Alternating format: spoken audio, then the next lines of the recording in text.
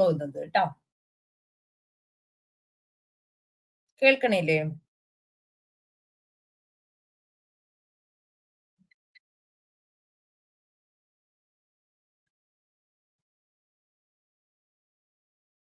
കേൾക്കാമോ? കേൾക്കാൻ പറ്റണല്ലേ?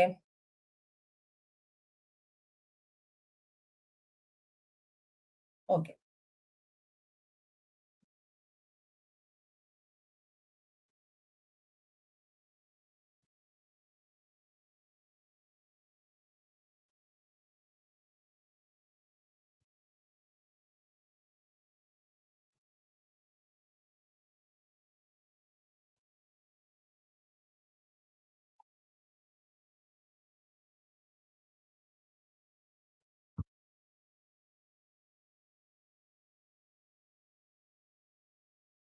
ഒരു മിനിറ്റ്.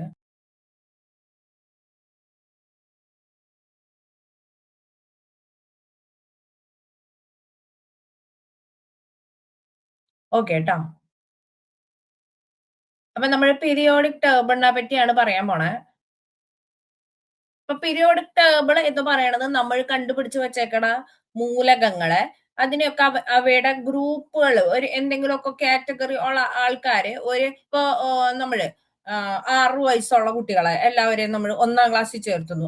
അവിടെ ഒരു കോമൺ ആയിട്ടുള്ള ഒരു കാര്യം എന്ന് പറയണത് 6 വയസ്സ് എന്നൊരു വയസ്സുള്ള കുട്ടികളെ എല്ലാവരെയും നമ്മൾ എന്ത് ചെയ്യണം, ഒരു ഗ്രൂപ്പിന്റെ അണ്ടറിൽ 1-ാം ക്ലാസ് എന്ന് പറഞ്ഞ ഒരു ഗ്രൂപ്പിൽ ആക്കണം അല്ലെ. അതേപോലെ തന്നെ ഇപ്പൊ നമ്മള് PSC പഠിക്കുന്ന കുട്ടികള് നിങ്ങളെല്ലാവരെയും കൂടി ഒരു ക്ലാസ്സിൽ കൊണ്ടിരുത്തുന്നു. അവിടെ എന്താ കോമൺ ആയിട്ട് PSC പഠിക്കുന്ന ഉദ്യോഗാർത്ഥികളാണ് നിങ്ങൾ. അങ്ങനെ എന്തെങ്കിലുമൊക്കെ ഒരു ഒരേ ഒരേ രീതി ഒരേ ഒരു സ്വഭാവമുള്ള ആൾക്കാരെയൊക്കെ ഗ്രൂപ്പ് ചെയ്തേക്കണ ഒരു ടേബിൾ ആണ് പീരിയോഡിക് ടേബിൾ. ഇതുവരെ കണ്ടുപിടിച്ചു വെച്ചിട്ടുള്ള എല്ലാ മൂലകങ്ങളെയും അവയുടെ സ്വഭാവത്തിന്റെ അടിസ്ഥാനത്തിൽ ഗ്രൂപ്പ് ചെയ്ത് വെച്ചേക്കണ ടേബിളിനെയാണ് നമ്മൾ എന്തെന്ന് പറയാ, പീരിയോഡിക് ടേബിൾ എന്ന് പറയാ. അപ്പൊ ഈ പീരിയോഡിക് ടേബിൾ ഇന്ന് കാണുന്ന പീരിയോഡിക് ടേബിളിലേക്ക് അറേഞ്ച് ചെയ്ത് വെക്കാനായിട്ട് മുന്നേ കുറച്ച് കാര്യങ്ങളുണ്ട്. ആദ്യം ഒരു രീതിയിലായിരുന്നു ഗ്രൂപ്പ് ചെയ്തുണ്ടായിരുന്നത്, പിന്നീട് അത് കുറച്ചും കൂടി വേറെ രീതിയിലേക്ക് മാറി. അപ്പൊ അങ്ങനത്തെ കുറച്ച് കാര്യങ്ങളാണ് ഇന്ന് പറയുന്നത്.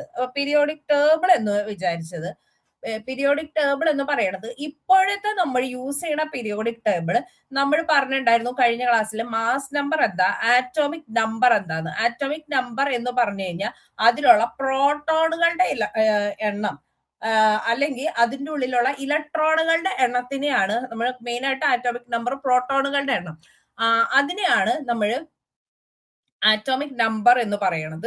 അപ്പൊ ഈ പീരിയോഡിക് ടേബിളിൽ ഇന്ന് കാണുന്ന പുതിയ ന്യൂ പീരിയോഡിക് ടേബിളിൽ ഈ പറഞ്ഞ മൂലകങ്ങളെ അവയുടെ ആറ്റോമിക് നമ്പറുകളുടെ അടിസ്ഥാനത്തിലാണ് എന്ത് ക്രമീകരിച്ചിരിക്കുന്നത്. ഓക്കെ. അപ്പൊ അതുമൂലം ഈ മൂലകങ്ങളുടെ ഗുണങ്ങൾ മനസ്സിലാക്കാനും പ്രവചിക്കാനും ഒക്കെ കഴിയും.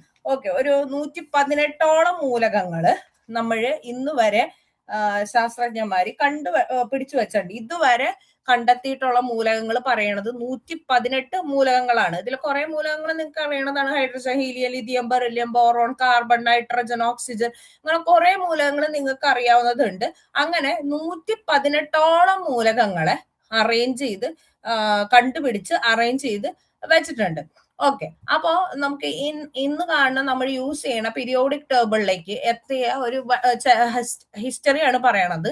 ഇതൊക്കെ ഇമ്പോർട്ടന്റ് ആണ്. ഇന്ന് നമ്മൾ യൂസ് ചെയ്യണ മോഡേൺ പീരിയോഡിക് ടേബിൾ എന്ന് പറയണത് മോസ്ലിയുടെ പീരിയോഡിക് ടേബിൾ ആണ്.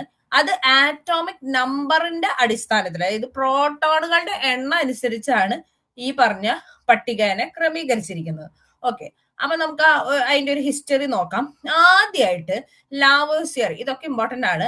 ലാവോസിയർ എന്ന് പറഞ്ഞ സയന്റിസ്റ്റ് ആണ് ഈ ലോഹങ്ങൾ, അലോഹങ്ങള്, ഗ്യാസുകൾ എന്നിങ്ങനെ തിരിച്ചത്. മെയിൻ ആയിട്ട് ലോഹങ്ങളും അലോഹങ്ങൾ എന്ന് തിരിച്ചത് ലാവോസിയർ ആണ്. ലോഹങ്ങൾ അലോഹങ്ങൾ എന്ന് സാധാരണ പറയാം. അതായത് ചില ലോഹങ്ങൾ മെറ്റൽസ് ആണ്, ചിലത് നോൺ മെറ്റൽസ് ആണ്. ഇപ്പൊ ഫോർ എക്സാമ്പിൾ ക്ലോറിൻ, ക്ലോറിൻ നിങ്ങൾക്ക് അറിയാതെ ഒരു നോൺ മെറ്റൽ ആണ് അല്ലെ, അലോഹ ആണ്. ലോഹ അല്ല ക്ലോറിൻ. എന്നാ സോഡിയം, സോഡിയം ഒരു സോഫ്റ്റ് മെറ്റൽ ആണ്. സോഡിയം അറിയില്ലെങ്കിലും ഇപ്പൊ അയൺ അല്ലെങ്കിൽ അലുമിനിയം, ഇതൊക്കെ ഹാർഡ് മെറ്റൽ ആണ്.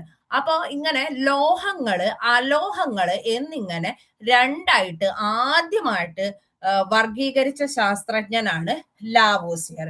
ഓക്കെ, അപ്പൊ മൂലകങ്ങളെ ലോഹങ്ങളെന്നും അലോഹങ്ങളെന്നും ആദ്യമായിട്ട് ഒരു രണ്ട് രീതിയിലുള്ള ഒരു ക്ലാസിഫിക്കേഷനാ വന്നത്. ഒന്നെങ്കിൽ മെറ്റൽ ആയിരിക്കും, അല്ലെങ്കിൽ നോൺ മെറ്റൽ ആവും. ഇങ്ങനെ മെറ്റൽ നോൺ മെറ്റൽ എന്നുള്ള ആദ്യത്തെ ക്ലാസിഫിക്കേഷൻ വന്നത് ലാവോസിയർ ആണ് അങ്ങനെ ക്ലാസിഫൈ ചെയ്തത്. ഓക്കെ, അപ്പൊ ആദ്യത്തെ ലാവോസിയർ ആണ് മെറ്റൽസ് നോൺ മെറ്റൽസ് എന്ന് ലോഹങ്ങളല്ല മൂലകങ്ങളെ വർഗീകരിച്ചത്. ഓക്കെ,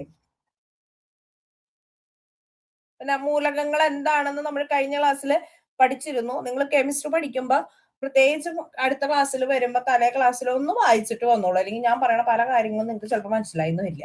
ഓക്കെ, ഇനി അടുത്തത് ആളാണ് ഡോബറൈനർ എന്ന് പറഞ്ഞ ഒരു സയന്റിസ്റ്റ്. അദ്ദേഹം ഈ പറഞ്ഞ എലമെന്റുകളെ മൂലകങ്ങളെ ട്രയാഡുകളായിട്ട് വർഗീകരിച്ചു. മൂന്നാമതാണ് അഷ്ടക നിയമം, ലോ ഓഫ് ഒക്ടേവ്സ്. ആദ്യം മെറ്റൽ നോൺ മെറ്റൽ എന്നൊരു ക്ലാസിഫിക്കേഷൻ ആണ് ലാവോസിയർ കൊണ്ടുവന്നത്. അത് കഴിഞ്ഞു വന്ന ആള് കൊണ്ടുവന്നതാണ് ഡോബറൈനർ എന്നാണ് ആ സയന്റിസ്റ്റിന്റെ പേര്. അദ്ദേഹമാണ് ട്രയാഡ് എന്ന് പറഞ്ഞൊരു കൺസെപ്റ്റ് കൊണ്ടുവന്നത്. പിന്നെ അടുത്തത് ന്യൂലാൻഡ് കൊണ്ടുവന്നതാണ് ലോ ഓഫ് ഒക്ടേവ്സ്. എന്നാ നമുക്ക് നോക്കാം. ലോ ഓഫ് ട്രയാഡ്സ് എന്ന് പറഞ്ഞു കഴിഞ്ഞാൽ ഈ പറഞ്ഞ ഡോബറൈനർ ഈ മൂലകങ്ങളെ 3 ഗ്രൂപ്പുകളായിട്ട്, ട്രൈ എന്ന് പറഞ്ഞാൽ 3 ആണല്ലോ, അപ്പൊ 3 മൂലകങ്ങളുടെ 3 ഗ്രൂപ്പായിട്ട് ആണ് വർഗീകരിച്ചത്. അതായത് ഇപ്പോ ഒന്നാമത്തെ ഒരു 3 ജോഡി എന്ന് പറയുന്നത് ലിഥിയം, സോഡിയം, പൊട്ടാഷ്യം, അങ്ങനെ ഒരു 3 ജോഡികളായിട്ട് 3 മൂലകങ്ങളുടെ ഒരു ഗ്രൂപ്പ് ആയിട്ട് തിരിച്ചു എന്ന് വിചാരിക്കും. അപ്പൊ അദ്ദേഹം ഓരോന്നിന്റെയും ആറ്റോമിക മാസ് കണ്ടുപിടിച്ചിട്ടുണ്ട്, നമ്പർ അല്ല, ആറ്റോമിക മാസ്. അപ്പൊ ലിഥിയത്തിന്റെ ആറ്റോമിക മാസ് കണ്ടുപിടിച്ചു വെച്ചത് 7ആണ്, സോഡിയത്തിന്റെ ആറ്റോമിക മാസ് 23ആണ്, പൊട്ടാഷ്യം 39. അപ്പൊ അദ്ദേഹം പറയണത് ഈ ട്രയാഡ് എന്ന തിയറിയിൽ പറയണത് ഈ പറഞ്ഞ ഒന്നാമത്തേന്റെയും മൂന്നാമത്തേന്റെയും ആറ്റോമിക മാസിന്റെ ആവറേജ് ആയിരിക്കും രണ്ടാമത്തെ എലമെന്റിനുള്ള ആറ്റോമിക മാസ്. ഒന്നുമില്ല, ഈ ലിഥിയത്തിന്റെ 7ഉം പൊട്ടാസ്യത്തിന്റെ 39ഉം കൂടി കൂട്ടിയിട്ട് ഇങ്ങനെയുള്ള നമ്മുടെ ആവറേജ് എടുക്കണേ, 39നെ ബൈ 2 ചെയ്ത് കഴിഞ്ഞു കഴിഞ്ഞാൽ നമുക്ക് 23 കിട്ടും. അതായത് ഈ സെന്ററിലുള്ള സോഡിയത്തിന്റെ ആറ്റോമിക മാസ് കിട്ടും. ഇങ്ങനെയാണ് ലോ ഓഫ് ട്രയാഡ്, 3 എലമെന്റുകളുടെ ഒരു ഗ്രൂപ്പ്. അങ്ങനെ അതാണ് രണ്ടാമത്തെ വർഗീകരണം. ആദ്യത്തെ വർഗീകരണം എന്ന് പറയുന്നത് നമ്മുടെ ലാവോസിയർ ആണ്, മെറ്റൽ നോൺ മെറ്റൽ ക്ലാസിഫിക്കേഷൻ. രണ്ടാമത് വന്നത് ആളുടെ വർഗീകരണമാണ്. പിന്നെ ഈ പറഞ്ഞ ഉപലോഹങ്ങൾ എന്ന് പറഞ്ഞൊരു കൺസെപ്റ്റ് ഉണ്ട്, നമുക്ക് പഠിക്കാം. മെറ്റലോയിഡ്സ് എന്ന് പറഞ്ഞാൽ അത് ലാവോസിയറിന് പ്രഡിക്റ്റ് ചെയ്യാൻ പറ്റിയില്ല, അത് ഉൾപ്പെടുത്താൻ പറ്റിയില്ല. അടുത്തത് വന്നതാണ് ഡോബറൈനർ. ഇത് മാച്ച് ദ ഫോളോയിങ് ഒക്കെ ആയിട്ടൊക്കെ ചോദിക്കും. ഡോബറൈനറിന്റെ തിയറി ട്രയാഡുകളായിട്ടാണ്, 3 എണ്ണം വീതമുള്ള ഗ്രൂപ്പ് ആയിട്ടാണ് അദ്ദേഹം എലമെന്റ്സിനെ ക്ലാസിഫൈ ചെയ്തത്. അദ്ദേഹം പറയുന്നു ആദ്യത്തെ മൂന്നാമത്തേതിന്റെയും ആവറേജ് ആയിരിക്കും സെൻട്രലുള്ള അതിന്റെ ആറ്റോമിക മാസ് എന്നാണ് പറയണത്. അങ്ങനെ ആള് കുറച്ച് മൂലകങ്ങളെ ഇങ്ങനെ മൂന്നെണ്ണമുള്ള ഗ്രൂപ്പ് ആക്കി. പക്ഷെ എല്ലാത്തിനും ഈ രീതി ഫോളോ ചെയ്തിട്ട് സെൻട്രലുള്ളതിന് ആവറേജ് എടുക്കുമ്പോ സെൻട്രലുള്ളതിന് ആ ആറ്റോമിക മാസ് കിട്ടിയില്ല. അപ്പൊ ഏറെക്കുറെ അദ്ദേഹത്തിന്റെ മാതൃക അത് പരാജയപ്പെട്ടു. അടുത്ത ഒരു ക്ലാസിഫിക്കേഷൻ ആണ് അഷ്ടക നിയമം, അല്ലെങ്കിൽ law of octaves. Okay, Newland ആണ് മറ്റേത് ഡോബറൈനറിന്റെ ലോ ഓഫ് ട്രയാഡ്. അഷ്ടക നിയമം അല്ലെങ്കിൽ ലോ ഓഫ് ഒക്ടേവ്സ് കൊണ്ടുവന്നത് ന്യൂലാൻഡ് എന്ന് പറഞ്ഞ സയന്റിസ്റ്റ് ആണ്. ഒക്ടേവ്സ് ആറിന്റെ ന്യൂലാൻഡിന്റെ കേട്ടാ, ന്യൂലാൻഡ്. ഓക്കെ, ഒക്ടേവ് എന്ന് പറഞ്ഞു കഴിഞ്ഞാൽ ഇവിടെ 8 എണ്ണം ഉള്ള ഒരു ഗ്രൂപ്പ് ആയിട്ടാണ് ക്ലാസിഫൈ ചെയ്യണത്. ന്യൂലാൻഡിന്റെ law of octaves, law of triads, ഡോബറൈനറിന്റെ കേട്ടോ. ഇനി ഈ ന്യൂലാൻഡ്സിന്റെ ഒരു കണ്ടുപിടുത്തം എന്താന്ന് വെച്ചാൽ ഒന്നാമത്തേതിന്റെയും, അതായത് നമ്മൾ ഈ സരിഗമ പതനിസ എന്ന് പറഞ്ഞാൽ നിങ്ങൾ കേട്ടിട്ടുണ്ടാവും. അതില് സ പിന്നെയും 8ാമതായിട്ട് റിപ്പീറ്റ് ചെയ്യാണ് ചെയ്യണത്. അപ്പൊ അതേപോലെ 8ാമത്തെ ഇതെന്ന് പറയണത് ആദ്യത്തേതിന്റെ ആവർത്തനാണ്. അതായത് നമ്മുടെ സപ്തസ്വരങ്ങൾ പോലെയാണ് എലമെന്റ്സ് എന്നാണ് പറയുന്നത്. അതായത് ഒന്നാമത്തെ മൂലകം 8ാമത്തേതിന്റെ തനി ആവർത്തനാണ്, അങ്ങനെ പറയുന്ന ഒരു നിയമമാണ് ലോ ഓഫ് ഒക്ടേവ്സ്. ഈ മൂലകങ്ങൾ എന്തുണ്ടാവും? ക്രമമായിട്ട് എഴുതിയ 8ാമത് വരുന്ന മൂലക ആദ്യത്തേതിന്റെ ആവർത്തനാണ്. അതാണ് അഷ്ടക നിയമം. ഓക്കെ, ഇത്രയും കിട്ടിയോ? ആദ്യം നമ്മള് ലാവോസിയർ പറഞ്ഞു, പിന്നെ ഡോബറൈനറിന്റെ ലോ ഓഫ് ട്രയാഡ്സ് പറഞ്ഞു, ന്യൂലാൻഡിന്റെ ലോ ഓഫ് ഒക്ടേവ്സ് പറഞ്ഞു. കിട്ടിയാ? നമ്മള് 118ഓളം മൂലകങ്ങൾ കണ്ടുപിടിച്ച് വെച്ചിട്ടുണ്ട്. ഈ 118ഓളം മൂലകങ്ങളെ ഒരു പെട്ടി മതി, അല്ലെങ്കിൽ ഓരോരുത്തരും അവനവൻ്റെതായ രീതിയിൽ അറേഞ്ച് ചെയ്ത് വെക്കണതിനെയാണ് നമ്മൾ ഈ പീരിയോഡിക് ടേബിളിന്റെ അറേഞ്ച്മെന്റ് എന്ന് പറയണത്. അങ്ങനെ ആദ്യമായിട്ട് വന്നത് നമ്മുടെ ലാവോസിയർ ആണ്. അദ്ദേഹം മൂലകങ്ങളെ ഒന്നെങ്കിൽ ലോഹം അല്ലെങ്കിൽ അലോഹം എന്ന് ഗ്രൂപ്പ് ചെയ്തു. ഡോബറൈനർ ലോ ഓഫ് ട്രയാഡ്സ് കൊണ്ടുവന്നു. അതായത് 3 പേരുടെ ഗ്രൂപ്പുകളായിട്ട് എലമെന്റ്സിനെ ക്ലാസിഫൈ ചെയ്തു. അപ്പൊ നമുക്ക് മനസ്സിലായി ആദ്യത്തേതിന്റെയും മൂന്നാമത്തേന്റെയും ആവറേജ് ആയിരിക്കും രണ്ടാമത്തെ മൂലകത്തിന്. പിന്നെ അടുത്തത് ന്യൂലാൻഡ് ഒക്ടേവ്സ് കൊണ്ടുവന്നു. ആദ്യത്തെ മൂലകത്തിന്റെ തനി ആവർത്തനമാണ് 8ാമത്തെ മൂലകത്തിന്റെ സ്വഭാവം എന്ന് കണ്ടെത്തി. ഇങ്ങനെ ആദ്യത്തെ 3 തിയറി കൊണ്ടുവന്നു. ഇത് കിട്ടിയോ? ഒരു സംശയം ചോദിച്ചോട്ടെ.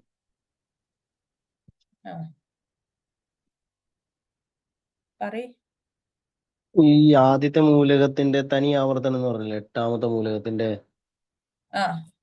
അത് അതിന്റെ മാസ് നമ്പർ ആണോ വരുന്നത്? അതിന്റെ ആറ്റോമിക് നമ്പർ ആയിരിക്കും അവിടെ തനി ആവർത്തനം ഉദ്ദേശിക്കുന്നതാണ്? അതായത് ഒന്നാമത്തെ മൂലകത്തിന്റെ സെയിം സ്വഭാവം തന്നെയായിരിക്കും 8ാമത്തെ മൂലകത്തിനും എന്നാണ് കണ്ടുപിടിച്ചത്. ആറ്റോമിക മാസ് അല്ല, ആ സ്വഭാവം. കിട്ടിയാ? വലിപ്പമൊക്കെ ആയിരിക്കും അല്ലെ? അതിന്റെ ആ വലിപ്പവും ഒക്കെ ആയിരിക്കും. വലിപ്പം എന്നല്ല പറയണത്. ഈ പറഞ്ഞ ഇൻക്രീസിങ് ഓർഡറിൽ മൂലകങ്ങളെ എഴുതി കഴിഞ്ഞു കഴിഞ്ഞാൽ ഓരോ മൂലകത്തിന്റെ ഈ ഗുണങ്ങൾ എന്നൊക്കെ പറയൂലേ, അത് അല്ലെങ്കിൽ അതിന്റെ ഒരു സ്വഭാവം എന്ന് പറയുന്നത് ആദ്യത്തെ മൂലകത്തിന്റെ അതേപോലെ തന്നെയായിരിക്കും 8ാമത് വരുന്ന മൂലകത്തിന്റെ ഗുണവും അതിന്റെ ഒരു എന്താ പറയാ, അതിന്റെ ഒരു കോമൺ ഫീച്ചേഴ്സ് ഒക്കെ ഒരേപോലെ ആയിരിക്കും. ആറ്റോമിക മാസമായിട്ട് അതിന് യാതൊരു ബന്ധമില്ല. ഈ 8ാമത്തെ മൂലകം എന്ന് പറയുമ്പോൾ ഇപ്പൊ 1 തൊട്ടിട്ട് 8 വരെ എണ്ണുന്ന ആ ഒരു ഓർഡറിൽ പോകുന്ന പീരിയോഡിക് ടേബിളില് ഹൈഡ്രജൻ, ഹീലിയം, അതായത് ലിഥിയം. അദ്ദേഹം ഇപ്പൊ lithium, beryllium, boron, carbon, nitrogen, oxygen, fluorine എന്നൊക്കെ പറഞ്ഞ് അറേഞ്ച് ചെയ്ത ഈ ലിഥിയത്തിന്റെ അതേപോലത്തെ ഏറെക്കുറെ പ്രോപ്പർട്ടീസ്, എല്ലാ പ്രോപ്പർട്ടീസ് എന്നല്ല എന്നാലും ഏറെക്കുറെ മെജോറിറ്റി പ്രോപ്പർട്ടീസ് ഒക്കെ ഫ്ലൂറിന് ഉണ്ടാവും. അതേപോലെ തന്നെ ഇപ്പൊ സോഡിയം തൊട്ട് കുറച്ച് ഗ്രൂപ്പ് എഴുതിയിട്ടുണ്ട്. സോഡിയം, മഗ്നീഷ്യം, അലുമിനിയം, അങ്ങനെ കുറച്ച് ഗ്രൂപ്പ് എഴുതി കഴിഞ്ഞാൽ ഈ പറഞ്ഞ സോഡിയത്തിന്റെ സെയിം ഫീച്ചേഴ്സ് ഒക്കെ തന്നെ, ഒരേ ഗുണമൊക്കെ തന്നെ ക്ലോറിനും കാണും. അങ്ങനെ പറഞ്ഞ ഒരു തിയറിയാണ് ന്യൂലാൻഡിന്റെ ലോ ഓഫ് ഒക്ടേവ്സ്. പക്ഷെ ഇത് എല്ലാത്തിലും ഒന്നും പ്രാക്ടിക്കലി പോസിബിൾ അല്ല എന്ന് കണ്ടതാണ് ഇതിന്റെ ഒരു പോരായ്മ.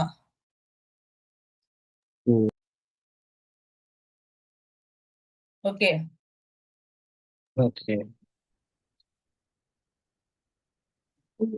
ഈ നേരത്തെ പറഞ്ഞൊരു നിയമം പറഞ്ഞില്ലേ, ഈ അഷ്ടക നിയമത്തിന് മുമ്പ്? ഡോബറിന്റെ ലോ ഓഫ് ട്രയാഡ്സ് ആണോ?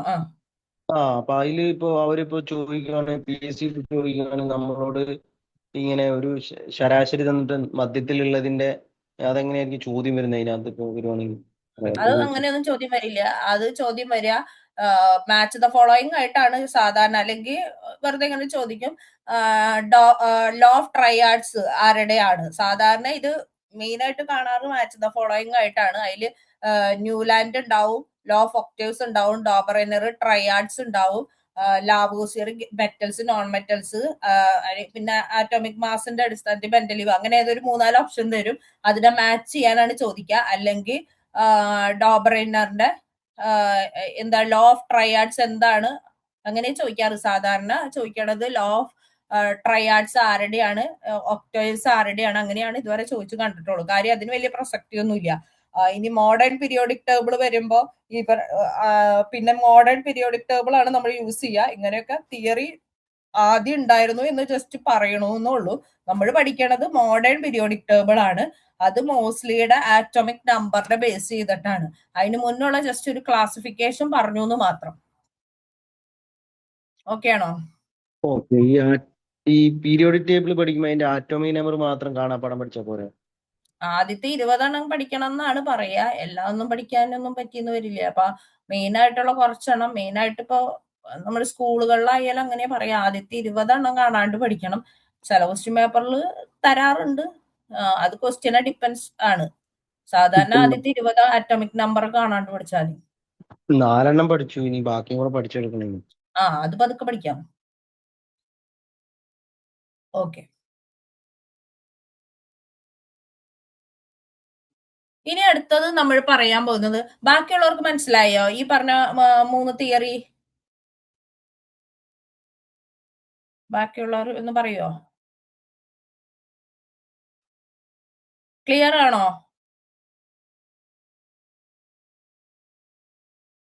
Yes or no? മനസ്സിലായി എന്ന് റെസ്പോണ്ട് ചെയ്യും. ഓക്കെ. ഇനി അടുത്ത പീരിയോഡിക് ടേബിൾ ആണ് മെന്റലിയുടെ പീരിയോഡിക് ടേബിൾ. ഓക്കെ, അപ്പൊ നമ്മളിപ്പോ യൂസ് ചെയ്യണ മോഡേൺ പീരിയോഡിക് ടേബിൾ ആണ്. ഇതിനു മുന്നുണ്ടായ പീരിയോഡിക് ടേബിൾ ആണ്. ഇതാണ് പിന്നെയും ഒരു മോഡേൺ പീരിയോഡിക് ടേബിളോട് കുറച്ചും കൂടി അടുത്ത് നിൽക്കണ സാധനം. മെന്റലിയുടെ പീരിയോഡിക് ടേബിൾ ആണ്. ഇദ്ദേഹമാണ് പീരിയോഡിക് ടേബിൾ ഇങ്ങനെ മൂലകങ്ങൾ ഒരു ടേബിളിലാക്കി അറേഞ്ച് ചെയ്ത് വെച്ച ആദ്യത്തെ ആള്. പീരിയോഡിക് ടേബിളിന്റെ ഒക്കെ പിതാവ് എന്ന് അറിയപ്പെടുന്നത് മെന്റലിയഫ് ആണ്. നമ്മൾ മെയിൻ ആയിട്ട് ഈ ദിമിത്രി ഇവാനോവിച്ച് മെന്റലിയഫ് എന്നാണ് ഫുൾ നെയിം. നമ്മൾ മെന്റലിയഫ് എന്നാണ് സാധാരണ പറയാറ്. അദ്ദേഹത്തിന്റെ പീരിയോഡിക് ടേബിൾ ആണ് ആദ്യമായിട്ട് വന്ന ഒരു ടേബിളിലാക്കി മൂലകങ്ങളെ അറേഞ്ച് ചെയ്തത്. അപ്പൊ അദ്ദേഹത്തിനെ നമ്മൾ പറയും, 2 ക്വസ്റ്റ്യൻ ശ്രദ്ധിച്ചു പഠിക്കുക. പീരിയോഡിക് ടേബിളിന്റെ പിതാവ് ചോദിച്ചു കഴിഞ്ഞാൽ മെന്റലിയഫും, മോഡേൺ പീരിയോഡിക് ടേബിളിന്റെ പിതാവ് ചോദിച്ചാൽ അത് മോസ്ലി ആവും കേട്ടോ. ഓക്കെ, ഇദ്ദേഹത്തിനെയാണ് പീരിയോഡിക് ടേബിളിന്റെ പിതാവ് എന്ന് പറയാ. അപ്പൊ അദ്ദേഹത്തിന്റെ പീരിയോഡിക് ടേബിളിൽ 63 മൂലകങ്ങളാണ് ഉണ്ടായിരുന്നത്. ഇപ്പൊ 118ഓളം മൂലകങ്ങൾ ഉണ്ട്. അദ്ദേഹത്തിന്റെ മെന്റലിയഫിന്റെ പീരിയോഡിക് ടേബിളിൽ 63 മൂലകങ്ങളാണ് ഉണ്ടായിരുന്നത്. ഇനി അദ്ദേഹം ആറ്റോമിക മാസ് കൂടി വരുന്ന ക്രമത്തിലാണ് ഈ പീരിയോഡിക് ടേബിളില് ആയിട്ട് അറേഞ്ച് ചെയ്തതാണ്. പ്രത്യേകം ശ്രദ്ധിക്കുക, ആറ്റോമിക മാസിന്റെ അടിസ്ഥാനത്തിൽ. ഓക്കെ, ആറ്റോമിക മാസ് നമ്മൾ പറയുമ്പോൾ മാസ് നമ്പർ തന്നെയാണ് ഉദ്ദേശിക്കുന്നത് കേട്ടോ. ഓക്കെ, ഇനി ഇദ്ദേഹത്തിന്റെ പീരിയോഡിക് ടേബിളിലെ കുറച്ച് മേന്മകൾ എന്താണ്, ഗുണങ്ങൾ എന്താണ് എന്ന് പറഞ്ഞു കഴിഞ്ഞാൽ, ഈ സമാന ഗുണങ്ങളുള്ള മൂലകങ്ങളെ ഒരേ ഗ്രൂപ്പിൽ ഉൾപ്പെടുത്തി മൂലകങ്ങളെ വർഗീകരിച്ചു. നേരത്തെ ഞാൻ പറഞ്ഞ പോലെ തന്നെ ഒരേ ഗുണങ്ങളുള്ളവരെയൊക്കെ എല്ലാവരെയും കൂടി അറേഞ്ച് ചെയ്ത് ഒരേ ഗ്രൂപ്പിൽ ആക്കി. ഓക്കെ, ഒരേ സ്വഭാവം കാണിക്കുന്ന മൂലകങ്ങളെ ഒരേ ഗ്രൂപ്പിൽ ഉൾപ്പെടുത്തി.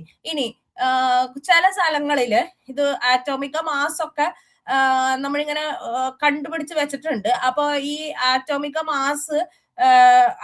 മാസും ആറ്റോമിക് നമ്പറും ഒക്കെ കണ്ടുപിടിച്ച് വെച്ചിട്ടുണ്ട്. ഓക്കെ, അത് സത്യം പറഞ്ഞാൽ ഈ ആറ്റോമിക മാസ് എന്ന് പറയണത് 1/12 ഓഫ് ദ കാർബൺ 12 ആറ്റം എന്നൊക്കെയാണ് പറയുക. ഓക്കെ, അപ്പോ ഈ മെന്റലിയഫിന്റെ പീരിയോഡിക് ടേബിളില് ഈ പറഞ്ഞ ഒരേപോലത്തെ ഗുണമുള്ള മൂലകങ്ങളെ ഒരേ ഗ്രൂപ്പിൽ ഉൾപ്പെടുത്തിയാണ് വർഗീകരിച്ചത്. ഇനി അദ്ദേഹത്തിന് മനസ്സിലായി കുറച്ചെണ്ണത്തിന്റെ ആറ്റോമിക മാസ് ചില എലമെന്റുകളുടെ കണ്ടുപിടിച്ച് വെച്ചേക്കണത് തെറ്റാണ് എന്ന് അദ്ദേഹത്തിന് മനസ്സിലായി, ആർക്ക്? മെന്റലിയഫിന്. അപ്പൊ ഈ അതേപോലെ തന്നെ ചില മൂലകങ്ങൾ ഈ പറഞ്ഞ ഇൻക്രീസിങ് ഓർഡർ, ആറ്റോമിക മാസിന്റെ ഇൻക്രീസിങ് ഓർഡർ എല്ലായിടത്തും കൃത്യമായിട്ട് പാലിച്ചില്ല. അപ്പൊ ആൾക്ക് മനസ്സിലായി ഈ ആറ്റോമിക മാസ് കണ്ടുപിടിച്ച് വെച്ചേക്കണത് തെറ്റായതുകൊണ്ടാണ് അത് എന്നാണ് പറയണത്. ഓക്കെ, അപ്പൊ അതിന് കാരണം ഈ പറഞ്ഞ ആറ്റോമിക മാസ് നിർണയത്തിലെ അപാകതയാണ് എന്നാണ് അദ്ദേഹം പറയണത്. ഇനി ഈ ആറ്റോമിക മാസ് അത് കാരണം അദ്ദേഹം കറക്റ്റ് ചെയ്തു. ഇപ്പൊ ബെറിലിയത്തിന്റെ ആറ്റോമിക മാസ് 14 കണ്ടുപിടിച്ച് വെച്ചിരുന്നത്. അതിനെ 9 ആള് ശരിയാക്കി. ഓക്കെ, തെറ്റി എഴുതിയിരുന്ന സാധനങ്ങളെ ആള് കറക്റ്റ് ചെയ്ത് വെച്ചു. ഓക്കെ, ആറ്റോമിക മാസ് പിന്നെ കണ്ടെത്തപ്പെടാനുള്ള ഏതാനും മൂലകങ്ങൾക്ക് അദ്ദേഹം സ്ഥാനം ഒഴിച്ചിടുകയൊക്കെ ചെയ്തു. അപ്പൊ ഇതാണ് മെന്റലിയഫിന്റെ പീരിയോഡിക് ടേബിളിന്റെ കുറച്ച് മേന്മകൾ എന്ന് പറയണത്. ഓക്കെ, ക്ലിയർ ആയോ? നമ്മൾ ആറ്റോമിക മാസ് പറഞ്ഞിട്ടുണ്ടായി, ആറ്റോമിക നമ്പർ പറഞ്ഞിട്ടുണ്ടായിരുന്നു അല്ലെ? ഇനി ഈ ആറ്റോമിക മാസിന്റെ അടിസ്ഥാനത്തിലാണ് മെന്റലിയഫ് പീരിയോഡിക് ടേബിൾ അറേഞ്ച് ചെയ്തത്. ഈ മെന്റലിയഫിന്റെ പീരിയോഡിക് ടേബിളിൽ അദ്ദേഹം ഒരേ ഗ്രൂപ്പിലുള്ള ആൾക്കാരെ ഒരേ സ്വഭാവം കാണിക്കുന്നവരെ ഒരു ഗ്രൂപ്പിൽ ഉൾപ്പെടുത്തി. അത് കഴിഞ്ഞ് ആൾക്ക് മനസ്സിലായി ചില മൂലകങ്ങളുടെ ആറ്റോമിക മാസ് കണ്ടുപിടിച്ച് വെച്ചേക്കുന്നത് തെറ്റാണ്. അപ്പൊ അത് കറക്റ്റ് ചെയ്തു ആള്. പിന്നെ ഇനി ആൾക്ക് മനസ്സിലായി ഇനിയും കുറെ മൂലകങ്ങൾ കണ്ടുപിടിക്കാനുണ്ട്. അദ്ദേഹത്തിന്റെ ടേബിളിൽ ആകെ 63 എലമെന്റ് ഉണ്ടായിരുന്നുള്ളൂ. അപ്പൊ ഇനിയും കണ്ടുപിടിക്കാൻ മൂലകങ്ങൾ ഉണ്ട് എന്ന് അദ്ദേഹത്തിന് മനസ്സിലായതുകൊണ്ട് അദ്ദേഹം അവയുടെയൊക്കെ സ്ഥാനമൊക്കെ ഒഴിച്ചിട്ട് ഇങ്ങനെയൊക്കെ ഗുണങ്ങളുള്ളവരെ ആയിരിക്കാം ഇനി കണ്ടുപിടിക്കാനുള്ളത് എന്നൊക്കെ പ്രെഡിക്റ്റ് ചെയ്തു. ഓക്കെ, ക്ലിയർ ആയോ? കിട്ടിയോ?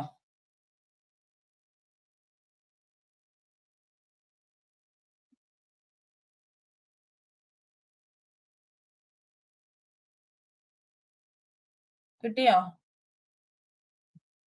ഓക്കെ.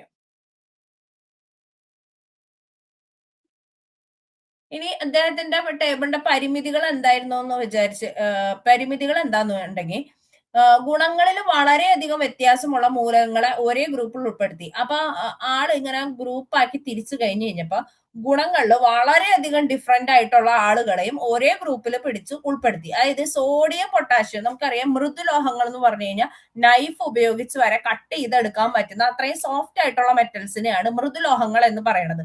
അതിന്റെ എക്സാമ്പിൾ ആണ് സോഡിയം പൊട്ടാഷ്യം ഒക്കെ. അപ്പൊ അങ്ങനെയുള്ള സോഫ്റ്റ് മെറ്റൽസിന്റെ കൂടെ കോപ്പർ, ചെമ്പ്, സിൽവർ നിങ്ങൾക്ക് അറിയാലോ അത് ഭയങ്കര കട്ടി കൂടിയ മെറ്റൽസ് ആണ്. അങ്ങനെയുള്ള ലോഹങ്ങളെ കൊണ്ട് ഉൾപ്പെടുത്തി. അതായത് രണ്ട് ധ്രുവത്തിലാണ് രണ്ടിന്റെ ക്യാരക്ടർ എടുത്തത്. ഒന്ന് ഭയങ്കര സോഫ്റ്റ് മെറ്റൽ ആണ്, ഒരു കത്തി വെച്ച് നിഷ്പ്രയാസം നമുക്ക് മുറിക്കാൻ പറ്റുന്ന സോഫ്റ്റ് മെറ്റൽസിന്റെ കൂടെ ഭയങ്കര കട്ടിയായിട്ടുള്ള സിൽവർ, കോപ്പർ പോലെയുള്ള മൂലകങ്ങൾ അല്ലെങ്കിൽ അങ്ങനെയുള്ള ലോഹങ്ങളെ അദ്ദേഹം ഉൾപ്പെടുത്തി. അപ്പൊ അതൊരു പോരായ്മയാണ്. ഇനി ഹൈഡ്രജൻ എന്ന് പറഞ്ഞ സാധനത്തിന് ഇത് എവിടെ കൊണ്ട് പ്ലേസ് ചെയ്യണമെന്ന് അദ്ദേഹത്തിന് യാതൊരു വ്യക്തത ഉണ്ടായില്ല. ഇത് മെറ്റൽ ആണോ നോൺ മെറ്റൽ ആണോ, അതുകൊണ്ട് ഹൈഡ്രജനെ എവിടെ പ്ലേസ് ചെയ്യണം എന്ന് അദ്ദേഹത്തിന് അറിഞ്ഞില്ല. അതേപോലെ ലിഥിയം, സോഡിയം, പൊട്ടാഷ്യം എന്നീ ലോഹങ്ങൾക്കൊപ്പം അലോഹമായ ഹൈഡ്രജന് സ്ഥാനം നൽകി. ഈ സത്യം പറഞ്ഞാൽ ഹൈഡ്രജൻ ഒരു അലോഹാണ്, നോൺ മെറ്റൽ ആണ്. അപ്പൊ ഈ ഹൈഡ്രജനെ കൊണ്ടുവന്ന് ലിഥിയം, സോഡിയം പോലെയുള്ള എലമെന്റ്സിന്റെ കൂട്ടത്തിൽ ഉൾപ്പെടുത്തി. ലിഥിയം, സോഡിയം ഞാൻ പറഞ്ഞു അതൊരു മെറ്റലാണ്, സോഫ്റ്റ് മെറ്റൽസ് ആണ് ലിഥിയം, സോഡിയം. അപ്പൊ ഈ ഹൈഡ്രജനെ എവിടെ കൊണ്ടുപോയി പ്ലേസ് ചെയ്യണം എന്ന് അദ്ദേഹത്തിന് ഒരു വ്യക്തത ഉണ്ടായിരുന്നില്ല. ഈ ആറ്റോമിക മാസിന്റെ ഇൻക്രീസിങ് ഓർഡർ എല്ലായിടത്തും അദ്ദേഹത്തിന് പാലിക്കാൻ പറ്റിയില്ല. കൊബാൾട്ട്, നിക്കല് അങ്ങനെയുള്ള കുറച്ച് എലമെന്റിന്റെ കൂടെ അദ്ദേഹത്തിന് ഈ പറഞ്ഞ ഇൻക്രീസിങ് ഓർഡർ കൃത്യമായിട്ട് ഫോളോ ചെയ്യാൻ പറ്റിയില്ല. ഒന്നും പഠിച്ചില്ലെങ്കിൽ നിങ്ങൾ പഠിക്കുക. പീരിയോഡിക് ടേബിളിന്റെ പിതാവ് ആരാണ്? അത് മെൻഡലിയഫ്. അദ്ദേഹം എന്തിന്റെ ബേസിലാണ് മൂലകങ്ങളെ അറേഞ്ച് ചെയ്തത്? അത് ആറ്റോമിക മാസിന്റെ അടിസ്ഥാനത്തിൽ. ഓക്കെ, ക്ലിയർ ആയോ? ഇത്രയും കിട്ടിയോ? ക്ലിയർ ആണോ?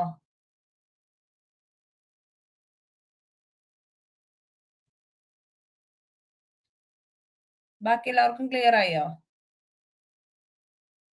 ഇതിന് മെയിൻ ആയിട്ട് ഈ ക്വസ്റ്റ്യൻസ് ഞാൻ പറഞ്ഞ ക്വസ്റ്റ്യൻസ് ഒക്കെയാണ് ചോദിക്കാറ്. ഒന്ന്, പീരിയോഡിക് ടേബിളിന്റെ പിതാവ് ആരാണ്?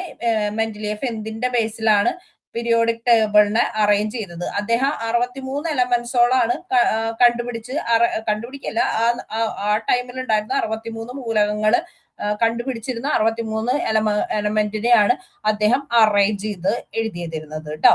ഈ ടേബിൾ പോലെ ഒരു ഫോമില് കൊണ്ടുവന്നത്. അപ്പൊ ആദ്യമായിട്ട് ഒരു ടേബിൾ ഫോർമാറ്റിൽ കൊണ്ടുവന്നത് അദ്ദേഹമായിരുന്നു. ഒരു പീരിയോഡിക് ടേബിൾ, ഇന്ന് കാണുന്ന മോഡേൺ പീരിയോഡിക് ടേബിൾ പോലെ ഒരു ടേബിളിൽ അറേഞ്ച് ചെയ്ത് കൊണ്ടുവന്നത് കേട്ടോ. ഇന്ന് നമ്മൾ യൂസ് ചെയ്യണത് പുതിയ മോഡേൺ പീരിയോഡിക് ടേബിൾ ആണ്. ഓക്കെ, കിട്ടിയോ?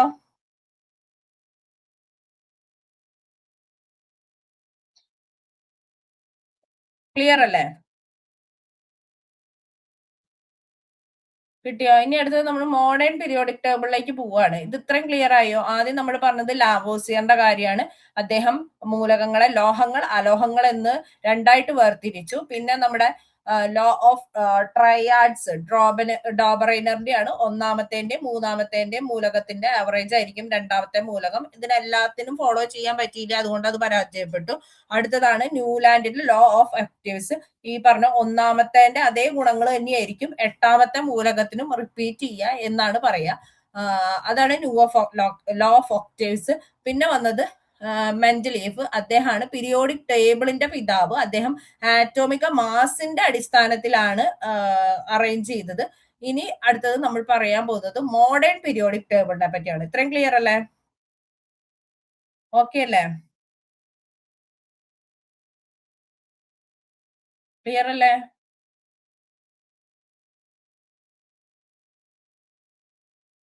കിട്ടിയോ? ഓക്കെ.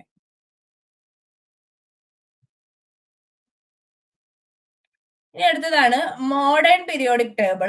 അത് മോഡേൺ MO, രണ്ടും MOയിൽ തുടങ്ങണമെന്ന് നിങ്ങൾ പഠിക്കുക. മോഡേൺ അല്ലെങ്കിൽ ആധുനിക പീരിയോഡിക് ടേബിളിന്റെ പിതാവ് മോഡേൺ മോസ്ലി എന്ന് പറയാം. അദ്ദേഹമാണ് father of modern periodic table. അദ്ദേഹം ആറ്റോമിക നമ്പറിന്റെ അടിസ്ഥാനത്തിലാണ് ഈ മൂലകങ്ങളെ ക്ലാസിഫൈ ചെയ്തത്. അദ്ദേഹത്തിന്റെ മോഡേൺ പീരിയോഡിക് ടേബിൾ, ഇതാണ് മോഡേൺ പീരിയോഡിക് ടേബിൾ എന്ന് പറയുന്ന ടേബിൾ. ഇതില് ശരിക്കും ഇവിടെ വരാൻ നോക്കിയേ, 1, 2, 3, 4, 5, 6, 7, 8, 9, 10 അങ്ങനെ കാണാം. 18 ഗ്രൂപ്പുകളാക്കി ആള് തിരിച്ചിട്ടുണ്ട്. അതേപോലെ തന്നെ 7 പീരീഡ് ആണ് ഉള്ളത്. ഓക്കെ, അപ്പൊ 18 ഗ്രൂപ്പും 7 പീരീഡും ഉള്ള ഒരു ടേബിൾ ആണ് മോഡേൺ പീരിയോഡിക് ടേബിൾ എന്ന് പറയുന്നത്. ഇത് ആറ്റോമിക് നമ്പറിന്റെ അടിസ്ഥാനത്തിലാണ് ഇതിനെ അറേഞ്ച് ചെയ്ത് എഴുതിയേക്കണത്. ഓക്കെ, ആണ് hydrogen, helium, lithium, beryllium, boron, carbon, nitrogen, oxygen, fluorine, neon. ഇതാണ് ആറ്റോമിക് നമ്പറിന്റെ ഇൻക്രീസിങ് ഓർഡർ. ഇങ്ങനെ കേട്ടോ, ഇങ്ങനെ. അപ്പൊ ഹൈഡ്രജൻ കഴിഞ്ഞാൽ ഹീലിയം, അത് കഴിഞ്ഞാൽ ലിഥിയം, ബെറിലിയം, പിന്നെ boron, carbon, nitrogen, oxygen, fluorine, neon, sodium, magnesium, aluminium, silicon. അത്രയൊന്നും നിങ്ങൾ കാണാണ്ട് പഠിച്ചില്ലെങ്കിലും അത്യാവശ്യം എത്രയെങ്കിലും ഒക്കെ വരെ പഠിക്കാം. ആദ്യത്തെ 20 ഈ കാൽസ്യം വരെയൊക്കെ പഠിക്കാം. Okay, silicon, phosphorus, sulphur, chlorine, argon, അതേപോലെ തന്നെ 18 ആർഗണം, പൊട്ടാഷ്യം, കാൽസ്യം. ഈ ഗ്രൂപ്പുകാർക്ക് 18ാമത്തെ ഗ്രൂപ്പുകാർ നിങ്ങൾ ശ്രദ്ധിച്ചിട്ടുണ്ടെങ്കിൽ അറിയാം, ഇവരെയാണ് നമ്മൾ ഇനേർട്ട് ഗ്യാസുകൾ എന്ന് അറിയപ്പെടുന്ന റെയർ ആയിട്ടുള്ള ഗ്യാസുകളാണ്. ഇപ്പൊ ഹീലിയം, നിയോൺ, ആർഗൺ ഏറ്റവും സ്റ്റേബിൾ ആയിട്ടുള്ള ഫോം എന്ന് നമുക്ക് വരുമ്പോ പറയാം 18ാമത്തെ ഗ്രൂപ്പുകാരെ. ജസ്റ്റ് പറഞ്ഞു എന്ന് മാത്രം, കണ്ടോ പറഞ്ഞു എന്നുള്ളൂ. അങ്ങനെ 118ഓളം മൂലകങ്ങള് നമ്മുടെ പുതിയ പീരിയോഡിക് ടേബിളിലുണ്ട്. ഇനി ഇങ്ങനെ പറയണതിനെയാണ് നമ്മൾ ഗ്രൂപ്പ് എന്ന് പറയാം. ഇങ്ങനെ താഴേക്ക് തരയ്ക്ക് 1, ഇത് 1ാമത്തെ ഗ്രൂപ്പ്, ഇത് 2ാമത്തെ ഗ്രൂപ്പ്, ഇത് 3ാമത്തെ ഗ്രൂപ്പ്, 4ാമത്തെ ഗ്രൂപ്പ്, അങ്ങനെ 5ാമത്തെ ഗ്രൂപ്പ്, അങ്ങനെ താഴേക്ക് കുത്തനെ പറയുന്നതിനെയാണ് ഗ്രൂപ്പ് എന്ന് പറയുക. ഇങ്ങനെയുള്ളതാണ് പീരീഡ് എന്ന് പറയും. ഇപ്പൊ ഞാൻ നേരത്തെ വരച്ചത് ഫസ്റ്റ്, സെക്കൻഡ്, അങ്ങനെ പറയണതാണ് പീരീഡുകൾ എന്ന് പറയണത്. ഓക്കെ, അപ്പൊ ഈ 7 പീരീഡും 18 ഗ്രൂപ്പും ആണ് ഉള്ളത്. ഓക്കെ, 7 പീരീഡും 18 ഗ്രൂപ്പും ആണ് ഉള്ളത്. ഓക്കെ, ഇനി ഈ ഓരോ ഗ്രൂപ്പുകൾക്ക് പേരുകളുണ്ട്. ഈ 1ാമത്തെ ഗ്രൂപ്പിനെ നമ്മൾ പറയും ആൽക്കലി ലോഹങ്ങൾ. ഈ ഫസ്റ്റ് ഗ്രൂപ്പുകാരെ പറയുന്ന പേരാണ് ആൽക്കലി ലോഹങ്ങൾ. ചോദിക്കാറുണ്ട്. 1ാമത്തെ ഗ്രൂപ്പിലുള്ളവരെ നമ്മൾ ആൽക്കലി ലോഹങ്ങൾ എന്ന് പറയും. സെക്കൻഡ് ഗ്രൂപ്പിലുള്ളവരെ ആൽക്കലൈൻ അർത്ത്, ഇവിടെ എഴുതി വെച്ചിട്ടുണ്ട് ആൽക്കലൈൻ അർത്ത് മെറ്റൽസ്, കാണില്ല, ഭയങ്കര ചെറുതായി തോന്നുന്നു.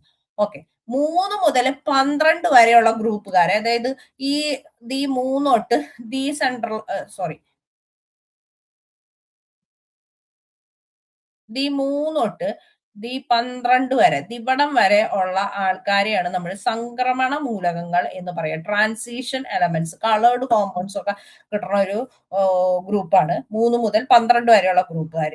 ഇനി 13ാമത്തെ ബോറോൺ കുടുംബം, 14 കാർബൺ. ഈ ഗ്രൂപ്പിൽ തുടങ്ങണ എലമെന്റിന്റെ വെച്ചിട്ടാണ് അതിന്റെ ഫാമിലിയുടെ പേര് പറയുക. 15 നൈട്രജൻ കുടുംബം, 16 ഓക്സിജൻ ഫാമിലി, 17 ഫ്ലൂറിൻ ഫാമിലി. പിന്നെ ഇത് ഞാൻ പറഞ്ഞത് ഇനേർട്ട് ഗ്യാസസ്, അതിന് കുറെ പേരുണ്ട്. ഈ 18ാമത്തെ ഗ്രൂപ്പുകാർക്ക് ഒത്തിരി പേരുണ്ട്, കുറേശ്ശെ പഠിക്കാം. ഓക്കെ, പിന്നെ 13 ഞാൻ പറഞ്ഞു ബോറോൺ കുടുംബം, 14 carbon family, 15 nitrogen, 16 oxygen family, 17 ഹാലോജനുകൾ. ഒന്നെങ്കിൽ നമ്മൾ സാധാരണ ഹാലോജൻസ് എന്നാണ് 17th ഗ്രൂപ്പുകാരെ പറയണത്, മെയിൻ ആയിട്ട് പറയണത്. 18ാമത്തെ ഗ്രൂപ്പുകാരെ നമ്മൾ പറയണത് ഉത്കൃഷ്ടവാതകങ്ങൾ, ഇനേർട്ട് ഗ്യാസ്, റയർ ഗ്യാസ്, അങ്ങനെ ഒത്തിരി പേരുണ്ട് 18ാമത്തെ ഗ്രൂപ്പുകാർക്ക്. ഓക്കെ, കിട്ടിയോ? മോഡേൺ പീരിയോഡിക് ടേബിൾ കുറച്ചൊക്കെ മനസ്സിലായോ? കിട്ടിയോ?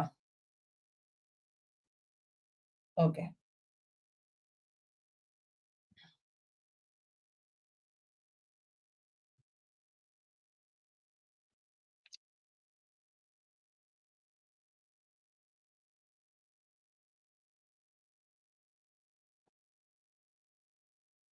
പിന്നെ ഇതാണ് 7 പീരീഡ്. ഒന്നാമത്തെ പീരീഡ്, രണ്ടാമത്തെ പീരീഡ്, 3, 4, 5, 6, 7.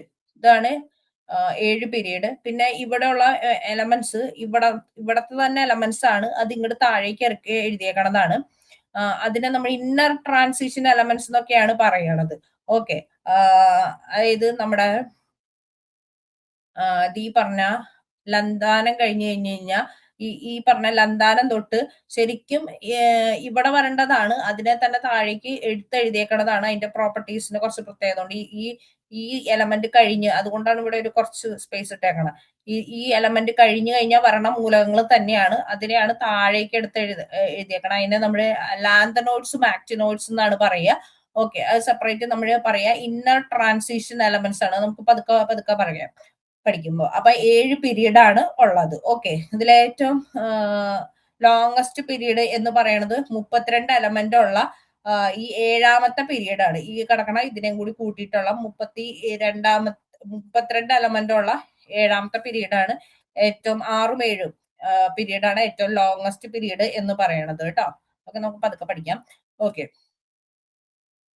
18 group, 7 period. പിന്നെ നമ്മൾ ഓരോ ഗ്രൂപ്പുകാരുടെ പേര് പറഞ്ഞു. ആദ്യത്തെ ആൽക്കലി ലോഹങ്ങള്, പിന്നത്തെ രണ്ടാമത്തെ ഗ്രൂപ്പുകാരെ പറയണ. ഗ്രൂപ്പ് കിട്ടിയില്ലേ? ഗ്രൂപ്പും പീരീഡൊക്കെ മനസ്സിലായില്ലേ? കിട്ടിയില്ലേ? ഗ്രൂപ്പും പീരീഡും മനസ്സിലായില്ലേ എല്ലാവർക്കും? ഗ്രൂപ്പും ഗ്രൂപ്പ് എന്ന് പീരീഡും പറയുമ്പോൾ തെറ്റിക്കരുത്. ഹൊറിസോണ്ടൽ അല്ലേ? ഏ ഗ്രൂപ്പ് ഹൊറിസോണ്ടൽ തന്നെയല്ലേ? ഗ്രൂപ്പ് എന്ന് പറയുന്നത് താഴേക്ക് വരയ്ക്കണേനെയാണ്. ഇങ്ങനെയുള്ളതാണ് ഗ്രൂപ്പ് എന്ന് പറയുന്നത്. ഇങ്ങനെ താഴേക്കുള്ളത് വരച്ചത് ശരിക്കും. ഇങ്ങനെ താഴേക്കുള്ളതിനെയാണ് ഇതൊരു ഗ്രൂപ്പ്. ഇത്രയും ഒരു ഗ്രൂപ്പ്. ഇത് രണ്ടാമത്തെ ഗ്രൂപ്പ്. ഇത് മൂന്നാമത്തെ ഗ്രൂപ്പ്. ഇങ്ങനെ താഴേക്ക് കുത്തനെ വരയ്ക്കണതിനെയാണ് ഗ്രൂപ്പ് എന്ന് പറയണത്. ഇങ്ങനെ വിലങ്ങനെ വരയ്ക്കണതിനെയാണ് നമ്മൾ പീരീഡ് എന്ന് പറയണത്. ക്ലിയർ അല്ലേ? ഓക്കെ. ഇനി ഇത് കുറച്ച് കാര്യങ്ങൾ നമ്മൾ കഴിഞ്ഞ ക്ലാസ്സിൽ പറഞ്ഞ കാര്യം തന്നെയാണ്. ഗ്രൂപ്പ് നമ്പർ ഒരേ ഗ്രൂപ്പിൽ ഉൾപ്പെടുന്ന മൂലകങ്ങളുടെ ഔട്ടർമോസ്റ്റ് ഷെല്ലിൽ ഇലക്ട്രോൺ തുല്യമായിരിക്കും. അതായത് നമ്മളിപ്പോ പറഞ്ഞ ഒന്നാമത്തെയും രണ്ടാമത്തെയും ഗ്രൂപ്പുകാരാണ്. ഈ ഒന്നാമത്തെ ഗ്രൂപ്പിൽ പെടുന്നവരാണ് ഹൈഡ്രജൻ, ലിഥിയം. ഇപ്പൊ നോക്കിയേ, ഹൈഡ്രജൻ ഒന്നാമത്തെ ഗ്രൂപ്പിൽ പെടുന്നതാണ്. ലിഥിയം ഒന്നാമത്തെ ഗ്രൂപ്പുകാരാണ്. സോഡിയം ഒന്നാമത്തെ ഗ്രൂപ്പാണ്. പൊട്ടാഷ്യം ഒന്നാമത്തെ ഗ്രൂപ്പാണ്. അതുപോലെ ബെറിലിയം രണ്ടാമത്തെ ഗ്രൂപ്പാണ്. മഗ്നീഷ്യം രണ്ടാമത്തെ ഗ്രൂപ്പാണ്. കാൽസ്യം രണ്ടാമത്തെ ഗ്രൂപ്പാണ്. അങ്ങനെ 1, 2 ഗ്രൂപ്പുകളുടെ ഔട്ടർമോസ്റ്റ് ഷെല്ലിന്റെ ഇലക്ട്രോണുകളുടെ എണ്ണം അതിന്റെ ഗ്രൂപ്പ് നമ്പർ ആയിരിക്കും. അതായത് നിങ്ങൾക്ക് പറ്റുമെങ്കിൽ ഇപ്പൊ എഴുതി നോക്കാം. ഈ ഹൈഡ്രജന്റെ ആറ്റോമിക് നമ്പർ 1 ആണ്. നമ്മൾ കഴിഞ്ഞ ക്ലാസ്സിൽ ഇലക്ട്രോണിക് കോൺഫിഗറേഷൻ എഴുതാൻ പഠിച്ചിരുന്നു. ഇലക്ട്രോണിക് കോൺഫിഗറേഷൻ വന്നത് 1 തന്നെയാണ് വരിക. സോഡിയത്തിന്റെ നമ്മൾ 281 ആണ് എഴുതുക. എങ്ങനെയാ കിട്ടിയേ? നമ്മൾ 2n² എന്നാണ് പറഞ്ഞത്. എന്നിട്ട് കെ ഷെല്ലിലെ മാക്സിമം 2 ഇലക്ട്രോൺ, എല്ലിലാണെങ്കിൽ 8 ഇലക്ട്രോൺ, എമ്മിലാണെങ്കിൽ 18 ഇലക്ട്രോൺ എന്നൊക്കെ പറഞ്ഞ് നമ്മൾ പഠിച്ചിരുന്നു അല്ലെ? അപ്പൊ ഈ സോഡിയത്തിന്റെ ഇലക്ട്രോണിക് കോൺഫിഗറേഷൻ എഴുതുമ്പോൾ 281 എന്നാണ് എഴുതുക. പൊട്ടാസ്യത്തിന്റെ ആണെങ്കിൽ 2881 എന്നാണ് എഴുതുക. ഇത് 289 എന്ന് എഴുതി കൂടെ എന്ന് നിങ്ങൾക്ക് വേണമെങ്കിൽ ഡൗട്ട് ചോദിക്കാം. 9 എഴുതാൻ പറ്റില്ല. അതിനുള്ള കാരണം പിന്നീട് പറഞ്ഞുതരാം. നമ്മൾ സബ്ഷെൽ ഇലക്ട്രോണിക് കോൺഫിഗറേഷൻ ഒക്കെ പഠിക്കും. അപ്പൊ 2881 എന്നാണ് എഴുതുക. ഇനി ബെറിലിയം 22, മഗ്നീഷ്യം 282 ആണ് ഇലക്ട്രോണിക് കോൺഫിഗറേഷൻ. ഇനി കാൽസ്യം ആണെങ്കിൽ 2882 ആണ് ഇലക്ട്രോണിക് കോൺഫിഗറേഷൻ. അപ്പൊ ഇവിടെ നോക്കിയേ, അവസാനത്തെ ഇലക്ട്രോൺ ഈ ഒന്നാമത്തെ ഗ്രൂപ്പുകാർക്ക് 1 ആയിരിക്കും. അവസാനത്തെ ഇലക്ട്രോണിക് കോൺഫിഗറേഷൻ എഴുതുമ്പോൾ അവസാനത്തെ നമ്പർ കിട്ടാൻ 1 ആയിരിക്കും. അപ്പൊ ഇതൊക്കെ ഫസ്റ്റ് ഗ്രൂപ്പിലുള്ളവരാണ് എന്ന് നമുക്ക് മനസ്സിലാക്കാം. ഇനി ചിലത് ഐഡന്റിഫൈ ദ ഗ്രൂപ്പ് നമ്പർ എന്നൊക്കെ പറഞ്ഞ് ചോദിക്കും. അപ്പൊ സോഡിയത്തിന്റെ ആറ്റോമിക് നമ്പർ 11 ആണെങ്കിൽ ഇതിന്റെ ഗ്രൂപ്പ് എത്രയെന്ന് കണ്ടുപിടിക്കാനൊക്കെ ചോദ്യങ്ങൾ വരും. ഇത് പല രീതിയിൽ ചെയ്യാം. ഇപ്പൊ നമ്മൾ പഠിച്ച രീതി അനുസരിച്ച് ഇങ്ങനെ തരും. സോഡിയം ആറ്റോമിക് നമ്പർ 11, ഇതിന്റെ ഗ്രൂപ്പ് നമ്പർ കണ്ടുപിടിക്കാം. അപ്പൊ നമ്മൾ എന്ത് എഴുതണം? അതിന്റെ ഇലക്ട്രോണിക് കോൺഫിഗറേഷൻ എഴുതണം. അപ്പൊ 281 എന്ന് കിട്ടും നമുക്ക്. അപ്പൊ ഒന്നാമത്തെ ഗ്രൂപ്പാണ് സോഡിയം എന്ന് കിട്ടും. ഓക്കെ, ഇനിയിപ്പോ ചിലപ്പോ കാൽസ്യം മഗ്നീഷ്യം തന്നിട്ടുണ്ടാവും. മഗ്നീഷ്യം ആറ്റോമിക് നമ്പർ 12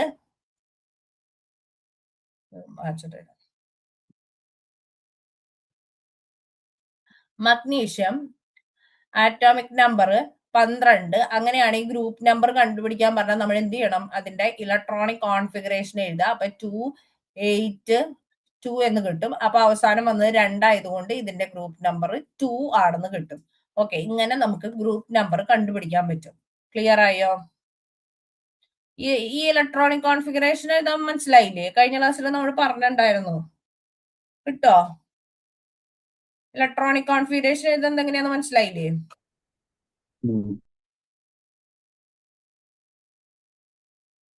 ഇത് മനസ്സിലായാ? എല്ലാവർക്കും കിട്ടിയാ? ഈ ഗ്രൂപ്പ് നമ്പർ കണ്ടുപിടിക്കാൻ ഇത് കിട്ടിയാ?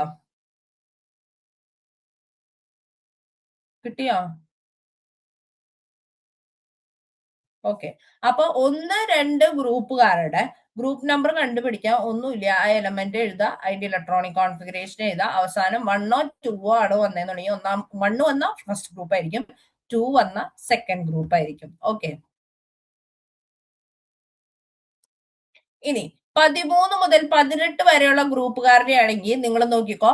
നമ്മൾ പറഞ്ഞു 1 2 വന്നു കഴിഞ്ഞാൽ ഫസ്റ്റ് ഗ്രൂപ്പും സെക്കൻഡ് ഗ്രൂപ്പും ആണെന്ന് പറഞ്ഞു. 1 വന്ന ഫസ്റ്റ് ഗ്രൂപ്പ്, 2 വന്ന സെക്കൻഡ് ഗ്രൂപ്പ് ആണെന്ന് പറഞ്ഞു. ഇനി 13 മുതൽ 18 വരെയുള്ള ഗ്രൂപ്പുകളുടെ ഔട്ടർ മോസ്റ്റ് ഷെല്ലിൽ ഇലക്ട്രോൺ എങ്ങനെയാന്ന് പറഞ്ഞു കഴിഞ്ഞാൽ, ഇപ്പൊ ബോറോണിന്റെ ഇലക്ട്രോണിക് കോൺഫിഗറേഷൻ, ബോറോൺ 5 ആണ് ആറ്റോമിക് നമ്പർ.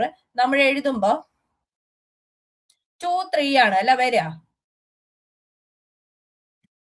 ബോറോണിന്റെ ആറ്റോമിക് നമ്പർ എഴുതുമ്പോ 5 ആണ് ആറ്റോമിക് നമ്പർ.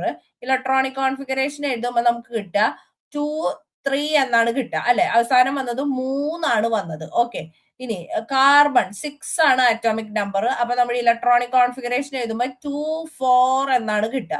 ഓക്കെ, അങ്ങനെ ഈ പറഞ്ഞ 8 വരെ. ഇപ്പൊ നൈട്രജൻ 7 ആണ് ആറ്റോമിക് നമ്പർ. അപ്പൊ 2 5 എന്നാണ് നമ്മുടെ ഇലക്ട്രോണിക് കോൺഫിഗറേഷൻ എഴുതുമ്പോ തരിക. ചിലത് നമ്മളോട് ആറ്റോമിക് നമ്പർ തരും. ഓക്കെ, ഓക്സിജൻ ആണ് 8 ആണ് ആറ്റോമിക് നമ്പർ, 2 6 എന്നാണ് എഴുതുക ഇലക്ട്രോണിക് കോൺഫിഗറേഷൻ. അങ്ങനെ 3 മുതൽ 8 വരെയുള്ള നമ്പേഴ്സ്, 3 മുതൽ 8 വരെയുള്ള നമ്പേഴ്സ് ആണ് അവസാനത്തെ ഇലക്ട്രോൺ ആയിട്ട് വന്നതെന്നുണ്ടെങ്കിൽ നമുക്ക് മനസ്സിലായി ഇത് 13 മുതൽ 18 വരെയുള്ള എലമെന്റ് ഗ്രൂപ്പുകാരാണ്. അങ്ങനെ വരുമ്പോ ഗ്രൂപ്പ് നമ്പർ കിട്ടാൻ ആ അവസാനത്തെ ഇലക്ട്രോണിന്റെ കൂടെ 10 കൂട്ടിയാൽ മതി. ഇപ്പൊ ബോറോന്റെ ആണെങ്കിൽ ഇലക്ട്രോണിക് കോൺഫിഗറേഷൻ എഴുതുമ്പോ 3 ആണ് അവസാനത്തെ നമ്പർ കിട്ടുക. അപ്പൊ നമ്മൾ എന്ത് ചെയ്യുക? 10 കൂട്ടി എഴുതാം.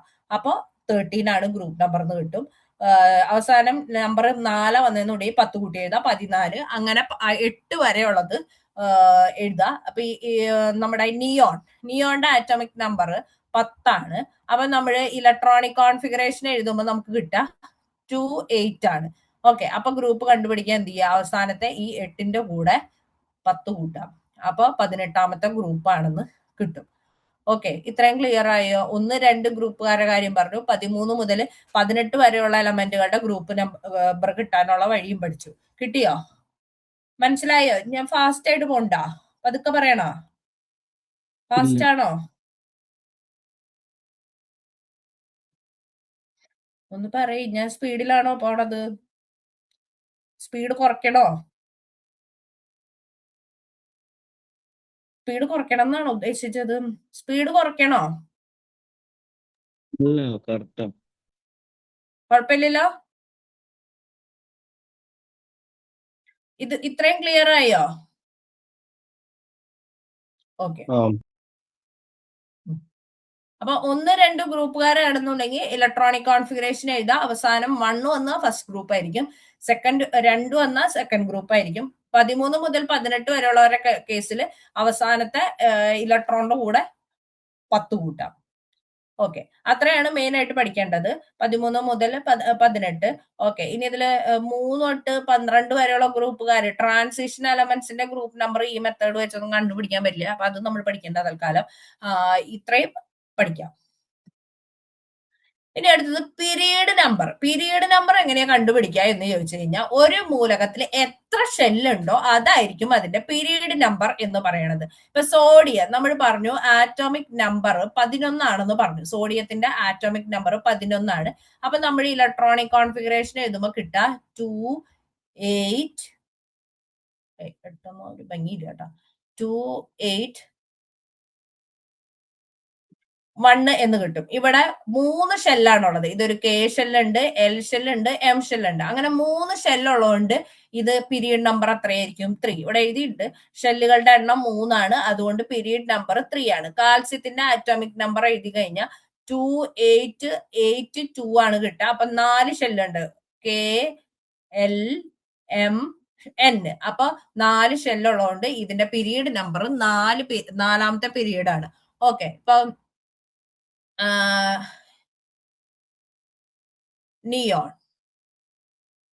നിയോണിന്റെ ആറ്റോമിക് നമ്പർ 10 ആണ് അല്ലെ. അപ്പൊ ഇലക്ട്രോണിക് കോൺഫിഗറേഷൻ എഴുതുമ്പോൾ നമുക്ക് കിട്ടും 2 8 എന്ന് പറഞ്ഞ് കിട്ടും അല്ലെ, 2 8. ഇവിടെ നോക്കിയേ, കെ ഷെല്ലുണ്ട്, എൽ ഷെല്ലുണ്ട്, 2 ഷെല്ലാണ് ഉള്ളത്. അപ്പൊ ഈ 2 ഷെല്ലുള്ളതുകൊണ്ട് ഇതിന്റെ പീരീഡ് നമ്പർ 2. നോക്കിയേ, നിയോൺ അല്ല പറഞ്ഞത്, നോക്കിയേ 2ാമത്തെ പീരീഡിലുള്ള കണക്കാണ് നിയോൺ. അപ്പൊ ഇതാണുള്ള പീരീഡ്. അപ്പൊ സെക്കൻഡ് പീരീഡ് ആണ്. അപ്പൊ 2 ഷെല്ലുണ്ട്, അതുകൊണ്ട് സെക്കൻഡ് പീരീഡ് ആണ്. ഇനി ക്ലോറിൻ വേണേ എഴുതി നോക്കാം. ക്ലോറിൻ ആറ്റോമിക് നമ്പർ 17 ആണ്.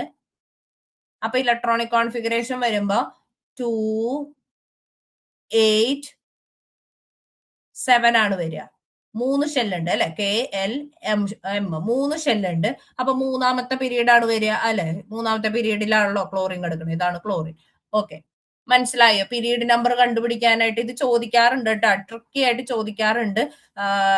കെമിസ്ട്രി ഒക്കെ പഠിച്ചിട്ട് കുറച്ച് നാളായവരാണെങ്കിൽ ഇതിന് ആൻസർ എഴുതാറില്ല. ഇത് ഇത്തിരി ടഫ് ആയിട്ട് ക്വസ്റ്റ്യൻ ചോദിക്കുമ്പോ എന്തെങ്കിലും ഒരു എലമെന്റ് വന്നിട്ട് അതിന്റെ ഗ്രൂപ്പ് നമ്പർ, പീരീഡ് നമ്പർ ഒക്കെ കണ്ടുപിടിക്കാനായിട്ട് ചോദിക്കാറുണ്ട്. ഒരു ഡൗട്ട് ചോദിച്ചോട്ടെ. ആ, ഇവിടെ ഇപ്പൊ ക്ലോറിൻ താഴേക്ക് നോക്കുമ്പോ കാർബൺ കഴിഞ്ഞ് 2ാമതല്ലേ കിടക്കുന്നത്? കാർബൺ കഴിഞ്ഞ 2ാമതാണ് പീരീഡ് സി നമ്പർ ആ ആണ് ഞാൻ വര പറയുന്നത്. വരയ്ക്കാൻ പീരീഡ് നമ്പർ, ഗ്രൂപ്പ് നമ്പർ അല്ല. ഗ്രൂപ്പ് നമ്പർ എന്ന് പറയുന്നത് നമ്മൾ 2 8 7 വന്നപ്പോ +10 കൂട്ടിക്കഴിഞ്ഞാൽ 17ാമത്തെ ഗ്രൂപ്പാണെന്ന് കിട്ടി. നമ്മള് 2 8 7 ആണ് ഇലക്ട്രോണിക് കോൺഫിഗറേഷൻ. അപ്പൊ പീരീഡ് നമ്പർ കിട്ടണമെങ്കിൽ 7 ആണ് വന്നത്. അപ്പൊ 10 കൂട്ടണം. അപ്പൊ 17ാമത്തെ പീരീഡ് അല്ലെ. 17ാമത്തെ പീരീഡിലാണല്ലോ ക്ലോറിൻ കിടക്കണേ. പീരീഡ് 17ാമത്തെ ഗ്രൂപ്പിലാണല്ലോ ക്ലോറിൻ കിടക്കണേ. ഇനി പീരീഡ് കാണാനാണ് പറഞ്ഞത്. ഇലക്ട്രോണിക് കോൺഫിഗറേഷൻ എഴുതാൻ എത്ര ഷെല്ല് ഉണ്ടെന്ന് നോക്കുക. ഇത് 1ാമത്തെ ഷെല്ല്, ഇത് 2ാമത്തെ ഷെല്ല്, ഇത് 3ാമത്തെ ഷെല്ല്. 3ാമത്തെ, അപ്പൊ 3 ആണ് പീരീഡ് നമ്പർ അല്ലെ. അപ്പൊ ഇത് 3ാമത്തെ പീരീഡിലല്ലേ, ഇത് 1ാമത്തെ പീരീഡ്, ഇത് 2ാമത്തെ പീരീഡ്, ഇത് 3ാമത്തെ പീരീഡ്. ഈ 3ാമത്തെ പീരീഡിലാണല്ലോ ക്ലോറിൻ കിടക്കണത്. 3ാമത്തെ പീരീഡിലാണല്ലോ ക്ലോറിൻ കിടക്കണത്. ക്ലിയർ ആയോ? ശരിയാ ശരി. ആ, പക്ഷെ ഇവിടെ ഇപ്പുറ സൈഡിൽ നോക്കുമ്പോ അത് 2ാമത്തായിട്ടേ തോന്നുള്ളൂ. ഇപ്പുറത്തെ സൈഡിൽ നോക്കുമ്പോ ചുമന്നതിന്റെ അവിടെ, റെഡിന്റെ അവിടെ തൊട്ട് താഴേക്ക് നമ്മുടെ ഇവിടെന്നോ? അല്ല, 17. അങ്ങനെയല്ല നോക്ക. ഇത് ഹൈഡ്രജൻ, ഇത് 1ാമത്തെ പീരീഡ്, ഇത് 2ാമത്തെ പീരീഡ്, ഇത് 3ാമത്തെ പീരീഡ്. ഓ, അങ്ങനെയല്ലേ കാണുന്നത്. ഹൈഡ്രജൻ വെച്ച് എണ്ണണല്ലേ നമ്മൾ താഴേക്ക്? ഹൈഡ്രജനും അതുപോലെ തന്നെ ഹീലിയം കിടക്കുന്നത് 1ാമത്തെ പീരീഡിലാണ്. 2ാമത്തെ പീരീഡിൽ ലിഥിയം, ബെറിലിയം, ബോറോൺ, കാർബൺ അതൊക്കെ വരും. 3ാമത്തെ പീരീഡിൽ സോഡിയം, മഗ്നീഷ്യം, അലുമിനിയം, സിലിക്കൺ അങ്ങനെയൊക്കെ വരണം. ഏറ്റവും ടോപ്പ് തൊട്ട് താഴേക്ക് എണ്ണണം അല്ലേ? ഇത് 1ാമത്തെ പീരീഡ്, ഇത് 2ാമത്തെ പീരീഡ്. അതായത് ഈ ലെഫ്റ്റ് ടു റൈറ്റ് ആണ് പീരീഡ് നോക്കുക കേട്ടോ. ലെഫ്റ്റ് ടു റൈറ്റ്, ഇവിടെ തൊട്ട് ഇവിടം വരെ ലെഫ്റ്റ് ടു റൈറ്റ് ആണ് പീരീഡ് നോക്കുക. അങ്ങനെ 7 പീരീഡ് ആണുള്ളത്. ഓക്കെ, ഗ്രൂപ്പ് എന്ന് പറഞ്ഞാൽ ഇങ്ങനെയാണ് നോക്കുക, താഴേക്ക്. ഇതിപ്പോ ഇത് മുഴുവൻ 1ാമത്തെ ഗ്രൂപ്പുകാരാണ്, ഇത് മുഴുവൻ 2ാമത്തെ ഗ്രൂപ്പുകാരാണ്, ഇത് മുഴുവൻ 3ാമത്തെ ഗ്രൂപ്പ്, ഇത് മുഴുവൻ 4ാമത്തെ ഗ്രൂപ്പ്, ഇത് മുഴുവൻ 5ാമത്തെ, 6, അങ്ങനെ 18 ഗ്രൂപ്പ്. ക്ലിയർ ആയോ? ആ, ഓക്കെ, തിരശ്ചീനമായിട്ടല്ലേ പീരീഡ് എന്ന് പറയുമ്പോൾ? പീരീഡ് ഇങ്ങനെ, മറ്റേത് കുത്തനെ. കുത്തനെ. ഓക്കെ. ഓക്കെ.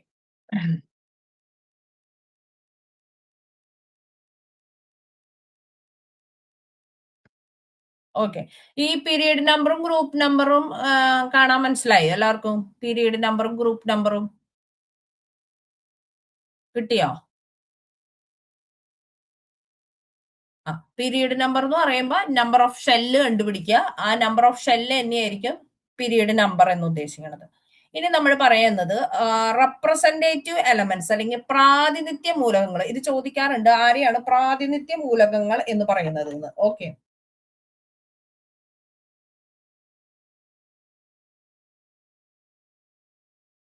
ഈ പീരിയോഡിക് ടേബിളില് ഫസ്റ്റ് 2 ഗ്രൂപ്പുകാർ, 1-2 ഗ്രൂപ്പുകാരെയും അതേപോലെ തന്നെ 13 മുതൽ 18 വരെയുള്ള ഗ്രൂപ്പുകാരെയും ഒരുമിച്ച് പറയണ പേരാണ് പ്രാതിനിധ്യ മൂലകങ്ങൾ അല്ലെങ്കിൽ റെപ്രസെന്റേറ്റീവ് എലമെന്റ്സ് എന്ന് പറയുന്നത്.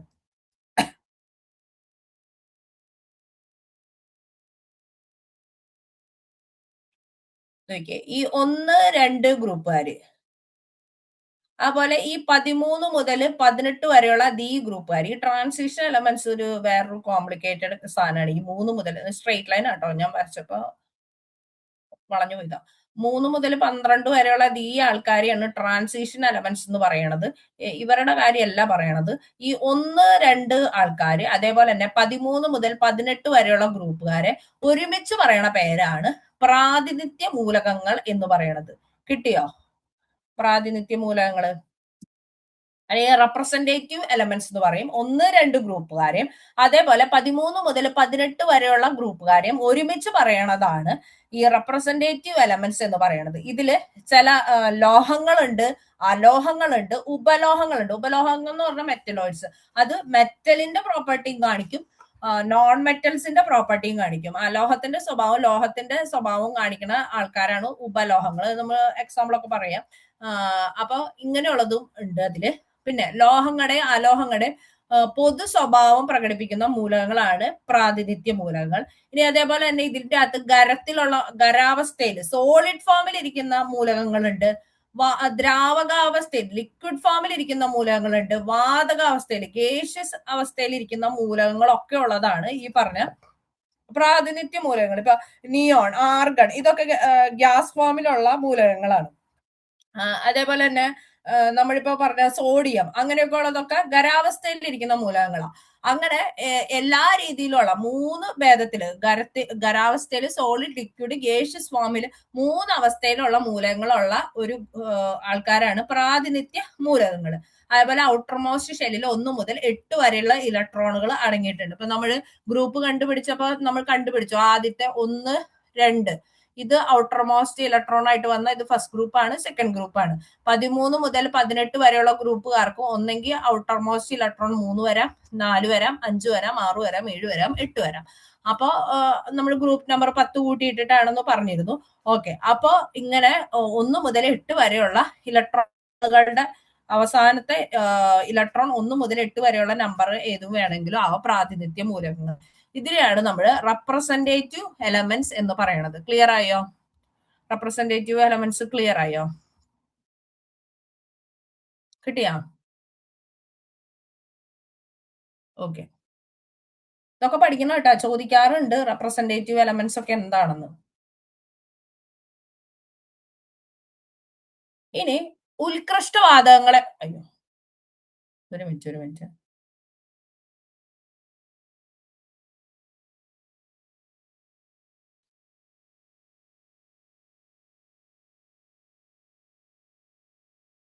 കേട്ടോ, പോസ് ആയി പോയി.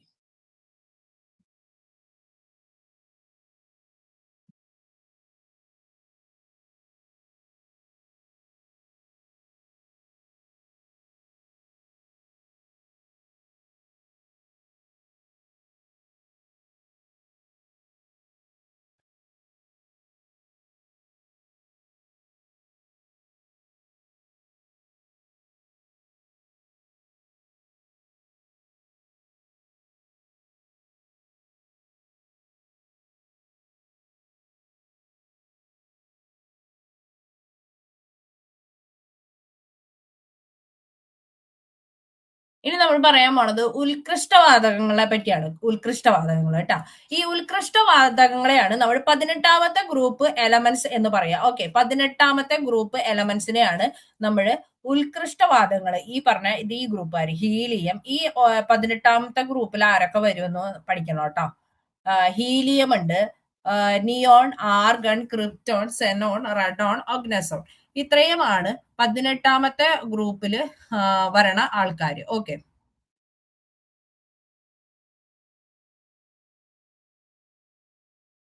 ഈ 18ാമത്തെ ഗ്രൂപ്പ് ഇപ്പൊ നമ്മൾ പറഞ്ഞത് തന്നെയാണ് helium, neon, argon, krypton, xenon, radon. ഇവരെ പറയണ വേറെ പേരാണ് അലസവാതകങ്ങള്, അപൂർവവാതകങ്ങള്. ഇതെങ്ങനെ പറയാൻ കാരണം ഈ പറഞ്ഞ ഹീലിയം, നിയോൺ, ആർഗൺ ഇതിന്റെയൊക്കെ നമുക്ക് നിയോൺ ആറ്റോമിക് നമ്പർ 10 അപ്പൊ ഔട്ടർ മോസ്റ്റ് ഷെല്ലിലെ ഇലക്ട്രോൺ എന്ന് പറയുന്നത് 2, 8 ആണ്. ഈ 8 എന്ന് പറയുന്നത് സ്ഥിരതയുള്ള സാധനമാണ്. ഈ 8 അവസാനം വന്നു കഴിഞ്ഞാൽ ഇവര് ആരുമായിട്ട് 8ആണ് സ്റ്റേബിൾ ആയിട്ടുള്ള ഇത്. ഈ 8 വന്നു കഴിഞ്ഞു കഴിഞ്ഞാൽ ഇവര് ആരുമായിട്ട് കൂട്ടുകൂടില്ല. നമ്മൾ ഇന്നത്തെ ക്ലാസ്സിലൊക്കെ പറയും. ഇപ്പൊ ക്ലോറിന് സത്യം പറഞ്ഞു കഴിഞ്ഞാൽ ക്ലോറിൻ ആറ്റോമിക് നമ്പർ 17 നമ്മുടെ ഈ ഇലക്ട്രോണിക് കോൺഫിഗറേഷൻ എഴുതുമ്പോ 17 കേട്ടോ. 2, 8, 7 എന്നാണ് ഇലക്ട്രോണിക് കോൺഫിഗറേഷൻ എഴുതുക. അപ്പൊ ഈ സത്യം പറഞ്ഞാൽ ക്ലോറിനെ സംബന്ധിച്ച് ഒരു ഇലക്ട്രോണും കൂടി കിട്ടിയാലാണ് ഇവിടെ 8 ആവുള്ളൂ. അപ്പൊ ക്ലോറിനെ സംബന്ധിച്ച് ഈ NaCl സോഡിയം ക്ലോറൈഡ് എന്ന ഒരു എലമെന്റ് ഒരു കോമ്പൗണ്ട് ഫോം ചെയ്യുമ്പോൾ സോഡിയം ക്ലോറൈഡ് ഈ സോഡിയത്തിന്റെ ആറ്റോമിക് നമ്പർ എന്ന് പറയുന്നത് 11 അപ്പൊ നമ്മുടെ ഇലക്ട്രോണിക് കോൺഫിഗറേഷൻ വരിക 2, 8, 1 എന്നാണ്.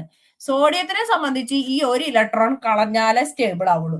ക്ലോറിനെ സംബന്ധിച്ച് ഈ ഒരു ഇലക്ട്രോൺ കിട്ടിയാലേ സ്റ്റേബിൾ ആവുള്ളൂ. അപ്പൊ അതുകൊണ്ട് ഇവര് രണ്ടുപേരും ഒരു കോമ്പിനേഷൻ അവിടെ ഉണ്ടായി. അങ്ങനെയാണ് സോഡിയം ക്ലോറൈഡ് ഫോം ചെയ്യണം. അപ്പൊ സോഡിയത്തിന്റെ കയ്യിൽ ആവശ്യമില്ലാണ്ട് നിൽക്കുന്ന ഒരു ഇലക്ട്രോണെ ക്ലോറിന് വിട്ടുകൊടുക്കും. ക്ലോറിനാണെങ്കിൽ സോഡിയം ഒരു ഇലക്ട്രോണെ വിട്ടുകൊടുക്കും. ക്ലോറിനാണെങ്കിൽ ആവശ്യമുള്ള ഒരു ഇലക്ട്രോണെ ഈ സോഡിയത്തിന്റെ കയ്യിൽ നിന്ന് സ്വീകരിക്കും. അങ്ങനെയാണ് സോഡിയം ക്ലോറൈഡ് എന്ന് പറഞ്ഞ ഒരു കോമ്പൗണ്ട് ഉണ്ടാവുന്നത്. ഇതേപോലെ ഇങ്ങനെ കോമ്പൗണ്ട് ചെയ്തൊന്നും ആരുമായിട്ടും ഇവര് കൂട്ടുപിടിക്കില്ല. അലസവാദങ്ങൾ, ഉത്കൃഷ്ടവാദങ്ങൾ ഇവര് ആരുമായിട്ട് കൂട്ടുപിടിക്കില്ല. ഇവർ ഒറ്റയ്ക്കേ നിൽക്കുള്ളൂ. ഹീലിയം എപ്പോഴും ഒറ്റയ്ക്കേ നിൽക്കുള്ളൂ. വേറൊരാളുടെ കൂടെ കമ്പൈൻ ചെയ്തിട്ട് ഇപ്പൊ ഞാൻ എഴുതണ ഈ NaCl എന്നോ H2O എന്നോ അല്ലെങ്കിൽ CO2 ഇങ്ങനെയൊന്നും ആരുടെ കൂടെ കൂട്ടുപോകില്ല. ഇവര് ഒറ്റയ്ക്ക് തന്നെ എപ്പോഴും എഴുതുള്ളൂ. ആർഗൺ എപ്പോഴും ഒറ്റയ്ക്കേ നിൽക്കുള്ളൂ. ഇതാരുമായിട്ട് റിയാക്ട് ചെയ്യില്ല. ഇതിങ്ങനെ ഇനേർട്ടായിട്ട് നിൽക്കുള്ളൂ. അതുകൊണ്ടാണ് ഇതിനെ അലസവാദങ്ങൾ, ആരുമായിട്ട് കൂട്ടുകൂടില്ല. അങ്ങനെ അലസവാദങ്ങൾ എന്ന് പറയാം. പിന്നെ ഇത് വളരെ റെയർ ആയിട്ടാണ് കാണപ്പെടുകയുള്ളൂ. അതുകൊണ്ടാണ് ഇതിനെ അപൂർവവാതകങ്ങൾ എന്നൊക്കെ ഈ 18ാമത്തെ ഗ്രൂപ്പുകാരെ അറിയപ്പെടുന്നത്. ഇനി നമുക്കറിയാം ഏക ആറ്റമിക തന്മാത്ര നോക്കിയ ഹീലിയ He ഒറ്റയ്ക്കല്ല നിൽക്കണം. നിയോൺ, ആർഗൺ ഇതിനൊക്കെ വേറെ ഇപ്പൊ ക്ലോറിൻ നമ്മൾ പറഞ്ഞു, ഓക്സിജൻ ഞാൻ പറഞ്ഞു. ഓക്സിജൻ എന്ന് പറഞ്ഞ ഒരു ആറ്റം ഒരിക്കലും ഒറ്റയ്ക്ക് നിൽക്കില്ല. O2 ആയിട്ട് എപ്പോഴും നിൽക്കുള്ളൂ. നൈട്രജൻ ഒരിക്കലും N ആയിട്ട് നിൽക്കില്ല. N2 ആയിട്ടാണ് നിൽക്കുള്ളൂ.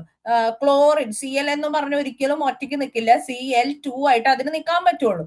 അതേപോലെ ഈ 18ാമത്തെ ഗ്രൂപ്പ് എലമെന്റ്സ് ഒരിക്കലും എന്താ പറയാ ആരുമായിട്ട് കൂടെ ചേർന്ന് പോകില്ല. ഒരൊറ്റയ്ക്കേ നിൽക്കുള്ളൂ. അതുകൊണ്ട് ഇത് ഏക ആറ്റോമിക തന്മാത്രകളാണ്. നമ്മൾ കഴിഞ്ഞ ക്ലാസ്സിൽ പറഞ്ഞിട്ടുണ്ടായിരുന്നു എന്താണ് ഏക ആറ്റോമിക, ദ്വയ ആറ്റോമിക. ഇപ്പൊ ഓക്സിജൻ O2-നെയൊക്കെ നമ്മൾ ദ്വയ ആറ്റോമിക, 2 ഓക്സിജൻ ആറ്റങ്ങൾ കൂടിയാണ് ഈ പറഞ്ഞ O2 ഓക്സിജൻ തന്മാത്ര ഫോം ചെയ്യണത്. N2 എന്ന് പറഞ്ഞ 2 നൈട്രജൻ ആറ്റങ്ങൾ കൂടിയാണ് നമുക്ക് പറയാം ഉണ്ടാവുന്നത്. അതേപോലെ അങ്ങനെ ഒരു സംഭവം ഇനേർട്ട് ഗ്യാസസിനില്ല. അവരെപ്പോഴും ഒറ്റയ്ക്കായിട്ടാണ് നിൽക്കുള്ളൂ. സാധാരണയായിട്ട് മറ്റാരുമായിട്ട് റിയാക്ട് ചെയ്തതിലാണ് ഈ പറഞ്ഞ ഉത്കൃഷ്ടവാതകങ്ങളെ ഇനേർട്ട് ഗ്യാസ് എന്ന് പറയുന്നത്. പിന്നെ ഞാൻ പറഞ്ഞു വളരെ കുറഞ്ഞ അളവിൽ മാത്രമാണ് ഇവരെ കാണുള്ളൂ. അതുകൊണ്ടാണ് ഇതിനെ അപൂർവവാതകങ്ങൾ എന്ന് പറയുക. അപ്പൊ 18ാമത്തെ ഗ്രൂപ്പ് മൂലകങ്ങളുടെ പേരാണ് ഒന്ന് ഉത്കൃഷ്ടവാതകങ്ങള്, ഇനേർട്ട് ഗ്യാസസ്, പിന്നെ അലസവാതകങ്ങള്, റയർ ഗ്യാസ്, അപൂർവവാതകങ്ങള് എന്നൊക്കെ അറിയപ്പെടുന്നത്. ക്ലിയർ ആയോ 18ാമത്തെ ഗ്രൂപ്പുകാരെ? ഇനി ഇതിലെ എല്ലാ എലമെന്റ്സ് എടുത്തു നോക്കിക്കോ.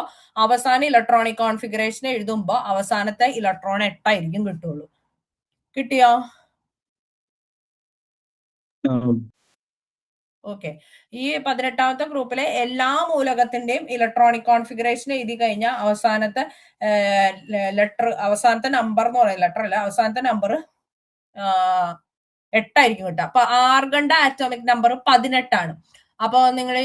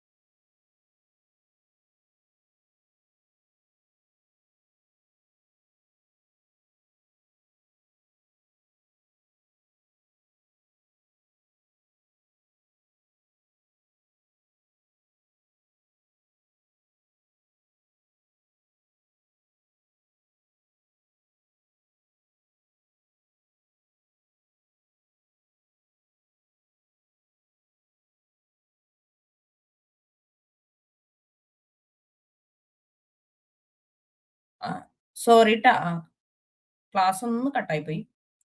കേൾക്കാൻ പറ്റല്ലേ? എന്തോ ഒരു വിൻഡോ ക്ലോസ് ചെയ്താ പറയേണ്ടി പോയതാ. കേൾക്കല്ലേ? ആ കേൾക്കല്ലേ? കേൾക്കാൻ പറ്റല്ലേ? കേൾക്കാം. ആ, എന്തോ പറ്റി.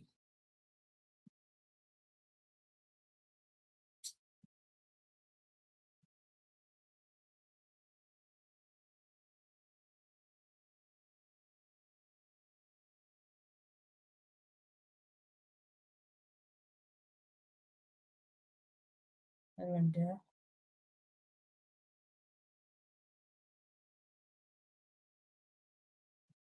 പോസ്റ്റ് ആക്കാൻ പറ്റണില്ല.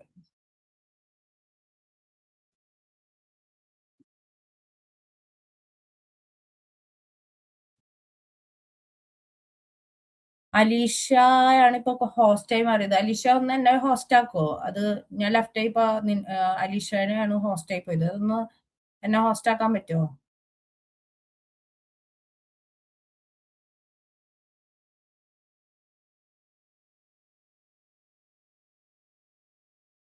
അലീഷ,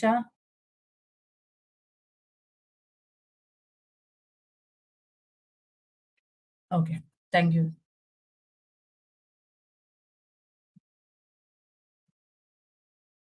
ഓക്കെ, അപ്പൊ നമ്മള് 18ാമത്തെ ഗ്രൂപ്പ് എലമെന്റ്സിന്റെ കാര്യമാണ് പറഞ്ഞത്. ഓക്കെ, ഇനി ഈ 18ാമത്തെ ഗ്രൂപ്പ് എലമെന്റുകൾ ഉപയോഗിക്കണത് ഈ ഹീലിയം എന്ന് പറഞ്ഞ സാധനം നമ്മുടെ കാലാവസ്ഥാ ബലൂണുകളിലൊക്കെ നിറയ്ക്കാൻ പറ്റുന്ന ഒരു സാധനമാണ് ഹീലിയം എന്ന് പറയുന്നത്. ഓക്കെ, ഹീലിയം ഉപയോഗിക്കണത് കാലാവസ്ഥാ ബലൂണുകളിൽ യൂസ് ചെയ്യണ സാധനമാണ് ഹീലിയം എന്ന് പറയുന്നത്. ഓക്കെ,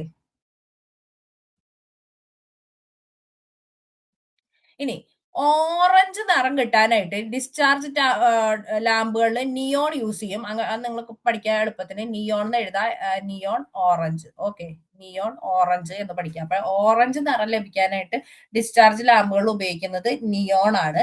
ഇനി വൈദ്യുത ബൾബിലെ ഫിലമെന്റ് ബാഷ്പീകരിക്കാതിരിക്കാനായിട്ട് ഉപയോഗിക്കുന്നത് ആർഗൺ. ഇതൊക്കെ 18ാമത്തെ ഗ്രൂപ്പുകാരുടെ കാര്യമാണ് പറയണത് കേട്ടോ. ഹീലി ആണെങ്കിൽ കാലാവസ്ഥ ബലൂണുകളിൽ നിറയ്ക്കുന്ന വാതകമാണ്. ഓറഞ്ച് നിറം ലഭിക്കാനായിട്ട് ഡിസ്ചാർജ് ലാമ്പിൽ ഉപയോഗിക്കുന്ന നിയോൺ ആണ്. പിന്നെ വൈദ്യുത ബൾബിന്റെ ഫിലമെന്റ് ബാഷ്പീകരിക്കാതിരിക്കാനായിട്ട് അവയെ ഉപയോഗിക്കുന്നത് ആർഗൺ ആണ്. ഇനി റേഡിയോ ആക്ടിവിറ്റി കാണിക്കുന്ന ആൾക്കാരാണ്. അതേപോലെ ഏറ്റവും കുറഞ്ഞ അളവിൽ കാണപ്പെടുന്ന വാതകം, ഇത് രണ്ടും ചോദിച്ചിട്ടുണ്ട്. റേഡിയോ ആക്ടിവിറ്റി ഉള്ള ഇനേർട്ട് ഗ്യാസ് ഏതാന്ന് ചോദിച്ചാൽ അത് റഡോൺ ആണ്. ഏറ്റവും കുറഞ്ഞ അളവിൽ കാണപ്പെടുന്നു റഡോൺ ആണ്. ഇനി നമ്മള് ട്രാൻസിഷൻ എലമെന്റ്സിനെ പറ്റിയാണ് പറയാൻ പോകുന്നത്. നമ്മള് നമ്മുടെ പീരിയോഡിക് ടേബിൾ കേൾക്കാൻ പറ്റുള്ളേ? കേൾക്കണില്ലേ?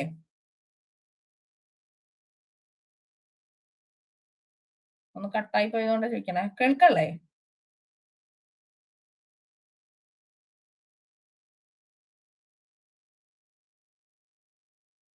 ഓക്കെ.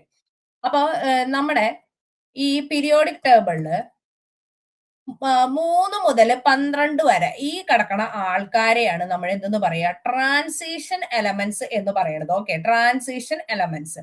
ഈ ഇതിനെ നമ്മൾ ഡി ബ്ലോക്ക് മൂലകങ്ങൾ എന്ന് പറയാം. നമ്മൾ ബ്ലോക്ക് എടുക്കുമ്പോൾ പറയാം 3 മുതൽ 12 വരെയുള്ള ഗ്രൂപ്പുകാരാണ് കേട്ടോ, പീരീഡ് അല്ല. ഇനി അവസാനത്തെ ഇലക്ട്രോൺ ഡി ഓർ അത് ഇപ്പൊ പഠിക്കണ്ട, നമ്മൾ സബ്സ്റ്റൽ ഇലക്ട്രോണിക് കോൺഫിഗറേഷൻ എഴുതുമ്പോൾ പറഞ്ഞുതരാം. ഇനി ഈ ട്രാൻസിഷൻ എലമെന്റ്സ് പീരിയോഡിക് ടേബിളിൽ 3 മുതൽ 12 വരെയുള്ള ഗ്രൂപ്പുകളിലാണ് ഈ പറഞ്ഞ ട്രാൻസിഷൻ എലമെന്റ്സ് ഉള്ളത്. ഈ ട്രാൻസിഷൻ എലമെന്റ്സിന്റെ പ്രത്യേകത എന്ന് പറഞ്ഞാൽ നമ്മൾ നേരത്തെ പറഞ്ഞു അതിൽ ഗ്യാസ് ഉണ്ടാവാം, മെറ്റൽസ് ഉണ്ടാവാം, പല ഗ്രൂപ്പുകാരൊക്കെ ഉണ്ടെന്ന് റെപ്രസെന്റേറ്റീവ് എലമെന്റ്സ് പറഞ്ഞപ്പോൾ നമ്മൾ പറഞ്ഞു. ഇനി ഈ പറഞ്ഞ 3 മുതൽ 12 വരെയുള്ള ഗ്രൂപ്പുകാർക്ക് ഇതിലുള്ള എലമെന്റ്സ് എല്ലാം ലോഹങ്ങളാണ്. ഓക്കെ, എല്ലാം ലോഹങ്ങളാണ് കേട്ടോ, പ്രത്യേകം നോട്ട് ചെയ്ത് പഠിക്കുക. 3 മുതൽ 12 വരെയുള്ള ഗ്രൂപ്പിലെ ട്രാൻസിഷൻ എലമെന്റ്സ് മൂലകങ്ങൾ, സംക്രമണ മൂലകങ്ങളൊക്കെ മെറ്റൽസ് ആയിരിക്കും, ലോഹങ്ങളാണ്. ഇനി നിറമുള്ള കോമ്പൗണ്ട്സ് ഉണ്ടാക്കുന്ന ആൾക്കാരാണ് സംക്രമണ മൂലകങ്ങൾ. ഓക്കെ, നിറമുള്ള സംയുക്തങ്ങളാണ് ഉണ്ടാക്കുക. ഇനി ഗ്രൂപ്പുകളിലും പീരീഡുകളിലും ഇവ രാസഗുണങ്ങളിൽ സാദൃശ്യം കാണിക്കുന്നു. ഇവ ഒക്കെ ലോഹങ്ങളാണ്. നമ്മൾ പറഞ്ഞു ട്രാൻസിഷൻ എലമെന്റ്സിന്റെ ഒരു വലിയ പ്രത്യേകതയാണ് അതിലുള്ളതൊക്കെ ലോഹങ്ങളാണ്. ഇനി ലാന്തനോയിഡും ആക്ടിനോയിഡ് നമ്മള് അവസാനത്തെ പീരീഡിൽ താഴെയായിട്ട് എഴുതണം. ഇതിനെയാണ് നമ്മൾ ലാന്തനോയിഡ് ആക്ടിനോയിഡ് എന്ന് പറയുന്നത്. ഇത് ലാന്തനോയിഡ്സിന്റെ, ഇത് ആക്ടിനോയിഡ്സ്. സത്യം പറഞ്ഞാൽ ഇത് ഈ 6ാമത്തെയും 7ാമത്തെയും പീരീഡിലായിട്ട് വരേണ്ട സാധനം തന്നെയാണ്. ഇതിനെ താഴേക്ക് പ്രത്യേകമായിട്ട് എടുത്ത് എഴുതിയെന്നുള്ളൂ. ശരിക്കും ഇത് ഇവിടെ നോക്കിയേ, 56 ആറ്റോമിക് നമ്പർ കഴിഞ്ഞാൽ പിന്നെ വരണത് 72. ഓക്കെ, പിന്നെ ഈ ലന്താനത്തിന്റെ ഒക്കെ 57. അപ്പൊ ഇതിന്റെ ഇടയിൽ വരേണ്ടതാണ്, അതേപോലെ ഇതിന്റെ ഇടയിൽ വരേണ്ടതുമാണ് ഈ രണ്ട് എലമെന്റ്സ്. ഇതിന്റെ പ്രോപ്പർട്ടീസിന്റെ കുറച്ച് പ്രത്യേകത കൊണ്ട് ഈ 6ാമത്തെയും 7ാമത്തെയും പീരീഡിലുള്ള ഈ മൂലകങ്ങളെ താഴെ സെപ്പറേറ്റ് ലാന്തനോയിഡ്സ് ആക്ടിനോയിഡ്സ് എന്ന് പറഞ്ഞ് കൊടുത്തേക്കണതാണ്. ഓക്കെ, അപ്പൊ അതിനെയാണ് നമ്മൾ ലാന്തനോയിഡ്സും ആക്ടിനോയിഡ്സ് എന്ന് പറയാ. ഓക്കെ, പീരിയോഡിക് ടേബിൾ ഏറ്റവും താഴെയായിട്ട് 6ാമത്തെ പീരീഡിലുള്ളത് ലാന്തനോയിഡ്സും 7ാമത്തെ പീരീഡിലാണ് ആക്ടിനോയിഡ്സും ഉള്ളത്. 15 മൂലകങ്ങളെ ലാന്തനോയിഡ്സ് എന്ന് പറയും. നമ്മൾ 57 മുതൽ 71 വരെ, അതാണ് ഈ താഴെ എഴുതിയേക്കണത്. ഈ 57 മുതൽ ഈ 71 ഇതുവരെയാണ് ലാന്തനോയിഡ്സ് എന്ന് പറയുന്നത്. ലന്താനം മുതൽ ലുട്ടേഷ്യം വരെ. ആക്ടിനോയിഡ്സ് എന്ന് പറയുന്നത് ഈ ആക്ടീനിയം മുതൽ ലൊറാൻഷ്യം വരെ. ഇത് ആണ് 7ാമത്തെ പീരീഡിലായിട്ടുള്ള, ഇത് 6ാമത്തെ പീരീഡിലുള്ളത്. ഇത് 7ാമത്തെ പീരീഡിലോ ഉള്ള മൂലകങ്ങളാണ് ലാന്തനോയിഡ്സും ആക്ടിനോയിഡ്സ് എന്ന് പറയുന്നത്. ഓക്കെ, നമ്മൾ പറഞ്ഞാണ് ആക്ടിനോയിഡ് ആണെങ്കിൽ ആക്ടീനിയം മുതൽ ലൊറേൻഷ്യം 15 മൂലകങ്ങൾ. ഇനി ആക്ടിനോയിഡുകളില് ഈ യുറേനിയത്തിന് ശേഷമുള്ള മൂലകങ്ങളൊക്കെ മനുഷ്യനായിട്ട് ഉണ്ടാക്കിയതാണ്. ഇനി ഇതിനെ നമ്മൾ പറയും ഈ താഴെ ട്രാൻസിഷൻ എലമെന്റ്സിന്റെ താഴെയായിട്ടാണ് അതിനെ സ്ഥാപിച്ചാണ് ഇന്നർ ട്രാൻസിഷൻ എലമെന്റ്സ് അല്ലെങ്കിൽ അന്തസംക്രമണ മൂലകങ്ങൾ. ഇവിടെ പഠിക്കേണ്ടത് ലാന്തനോയിഡും ആക്ടിനോയിഡും അന്തസംക്രമണ മൂലകങ്ങൾ അല്ലെങ്കിൽ ഇന്നർ ട്രാൻസിഷൻ എലമെന്റ്സ് എന്ന് പറയുന്നു. ഇനി പറ്റുകയാണെങ്കിൽ ഇതിന്റെ ആറ്റോമിക് നമ്പർ എവിടം തൊട്ട് എവിടം വരെ ആണെന്നുള്ളത് പഠിച്ചാൽ നല്ലതായിരിക്കും. 57 മുതൽ 71 വരെയാണ് ലാന്തനോയിഡുകൾ എടുക്കുന്നത്. ആക്ടിനോയിഡുകൾ ആണെന്നുണ്ടെങ്കിൽ 89 മുതൽ 103 വരെ ആറ്റോമിക് നമ്പർ ഉള്ളതിനെയാണ് പറയണത്. ഇനി നമ്മൾ പറഞ്ഞു മെറ്റലോയിഡ് എന്താണെന്ന് പറഞ്ഞു. മെറ്റലോയിഡ് എന്ന് പറഞ്ഞാൽ നമ്മൾ ഉപലോഹങ്ങൾ എന്നാണ് പറയാ. അതായത് ഒരേ സമയം ലോഹങ്ങളുടെ സ്വഭാവം കാണിക്കും, അതേപോലെ അലോഹ സ്വഭാവവും കാണിക്കും. അതിന് എക്സാമ്പിൾ ആണ് സിലിക്കൺ, ജർമേനിയം, ആഴ്സനിക്, ആന്റിമണി. ഇതൊക്കെ നമ്മൾ ഈ കണ്ടക്ടേഴ്സ്, സെമി കണ്ടക്ടേഴ്സ് ഒക്കെ ഉണ്ടാക്കാൻ ഉപയോഗിക്കുന്ന സാധനങ്ങളാണിത്. അപ്പൊ സിലിക്കൺ, ജർമേനിയം, ആഴ്സനിക്, ആന്റിമണി ഒക്കെ ഈ ഉപലോഹങ്ങൾക്ക് എക്സാമ്പിൾ ആണ്. ഇത് ഒരേ സമയം മെറ്റൽസ് എന്നും നോൺ മെറ്റൽസിന്റെ പ്രോപ്പർട്ടിയും ഒരേ സമയം 2 പ്രോപ്പർട്ടിയും കാണിക്കും. മെറ്റൽ പ്രോപ്പർട്ടിയും കാണിക്കും, നോൺ മെറ്റൽ പ്രോപ്പർട്ടിയും കാണിക്കണതിനെയാണ് മെറ്റലോയിഡ്സ് എന്ന് പറയുന്നത്. ഓക്കെ, ഇത് ഈ പറഞ്ഞ കുറച്ച് ആറ്റോമിക് നമ്പറിന്റെ IUPAC നെയിം എപ്പോഴും ചോദിക്കേണ്ടതാണ്, ലേറ്റസ്റ്റ് ആയതുകൊണ്ട്. ഇതിൽ ഏറ്റവും ഇമ്പോർട്ടന്റ് ആയിട്ട് പഠിക്കേണ്ടത് ഈ അവസാനമായിട്ട് കണ്ടുപിടിച്ച 118ാമത്തെ മൂലകം ഏതാന്ന് ചോദിക്കാറുണ്ട്. അത് ഒഗ്നസൺ എന്നാണ് അറിയപ്പെടുന്നത്.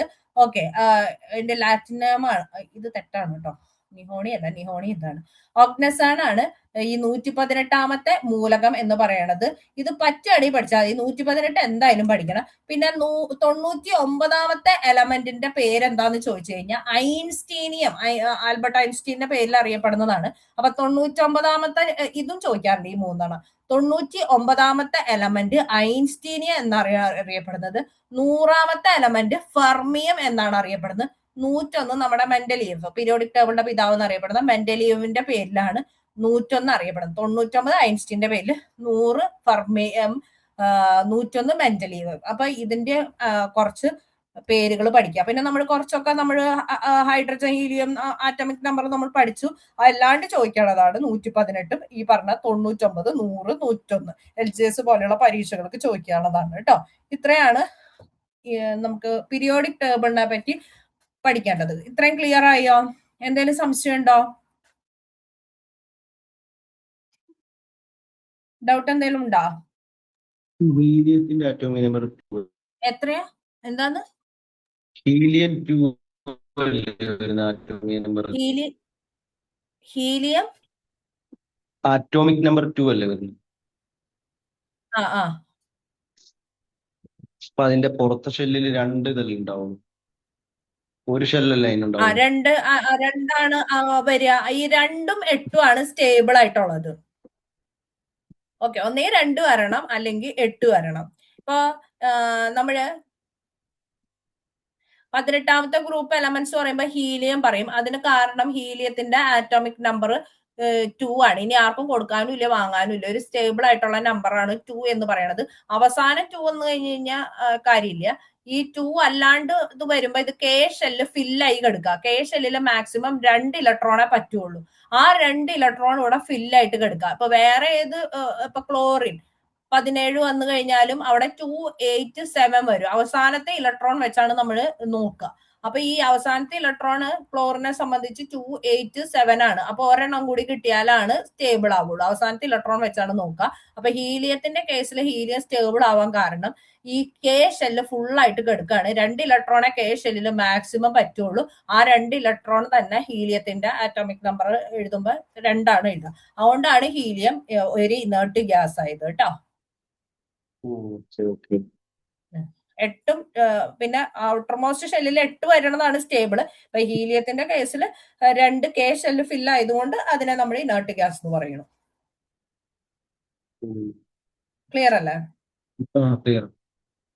അപ്പൊ നമുക്ക് വൈൻഡ് അപ്പ് ചെയ്യാം. വേറെ ഡൗട്ട് ഒന്നും ഇല്ലല്ലോ? ഒറ്റ കാര്യം കൂടെ ചോദിച്ചോട്ടെ. ഇപ്പൊ നേരത്തെ പറഞ്ഞല്ലേ മറ്റേ ഒരു ഈ വിട്ടുകിടക്കുന്ന 2 മൂലകങ്ങളില്ലേ താഴെ, അത് എത്ര 6ാമത്തെ പീരിയോഡിക് ഇതിലാന്നല്ലേ പറഞ്ഞത്? ഒന്ന് ലന്താനം എന്ന് പറയണത്, ലാക്ടിനോയിഡ്സ് എന്ന് പറയണത് 6ാമത്തെ പീരീഡിൽ കിടക്കണു. ആക്ടിനോയിഡ്സ് 7ാമത്തെ പീരീഡിലും. താഴേക്ക് നോക്കുമ്പോ അല്ലേ?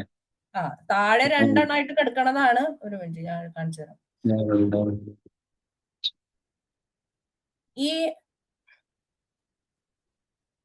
ഈ ലന്താനം മുതല് ഈ ലുട്ടേഷ്യം വരെ, ഇത് ഇത്രയും വരെ, ഇതാണ് 6ാമത് പീരീഡിൽ കിടക്കണ ലാന്തനോയിഡ്സ് എന്ന് പറയണത്. അത് ഇവിടെ നോക്കിയാൽ അറിയാം. 56 കഴിഞ്ഞാൽ പിന്നെ ഇവിടുത്തെ ആറ്റോമിക് നമ്പർ 72.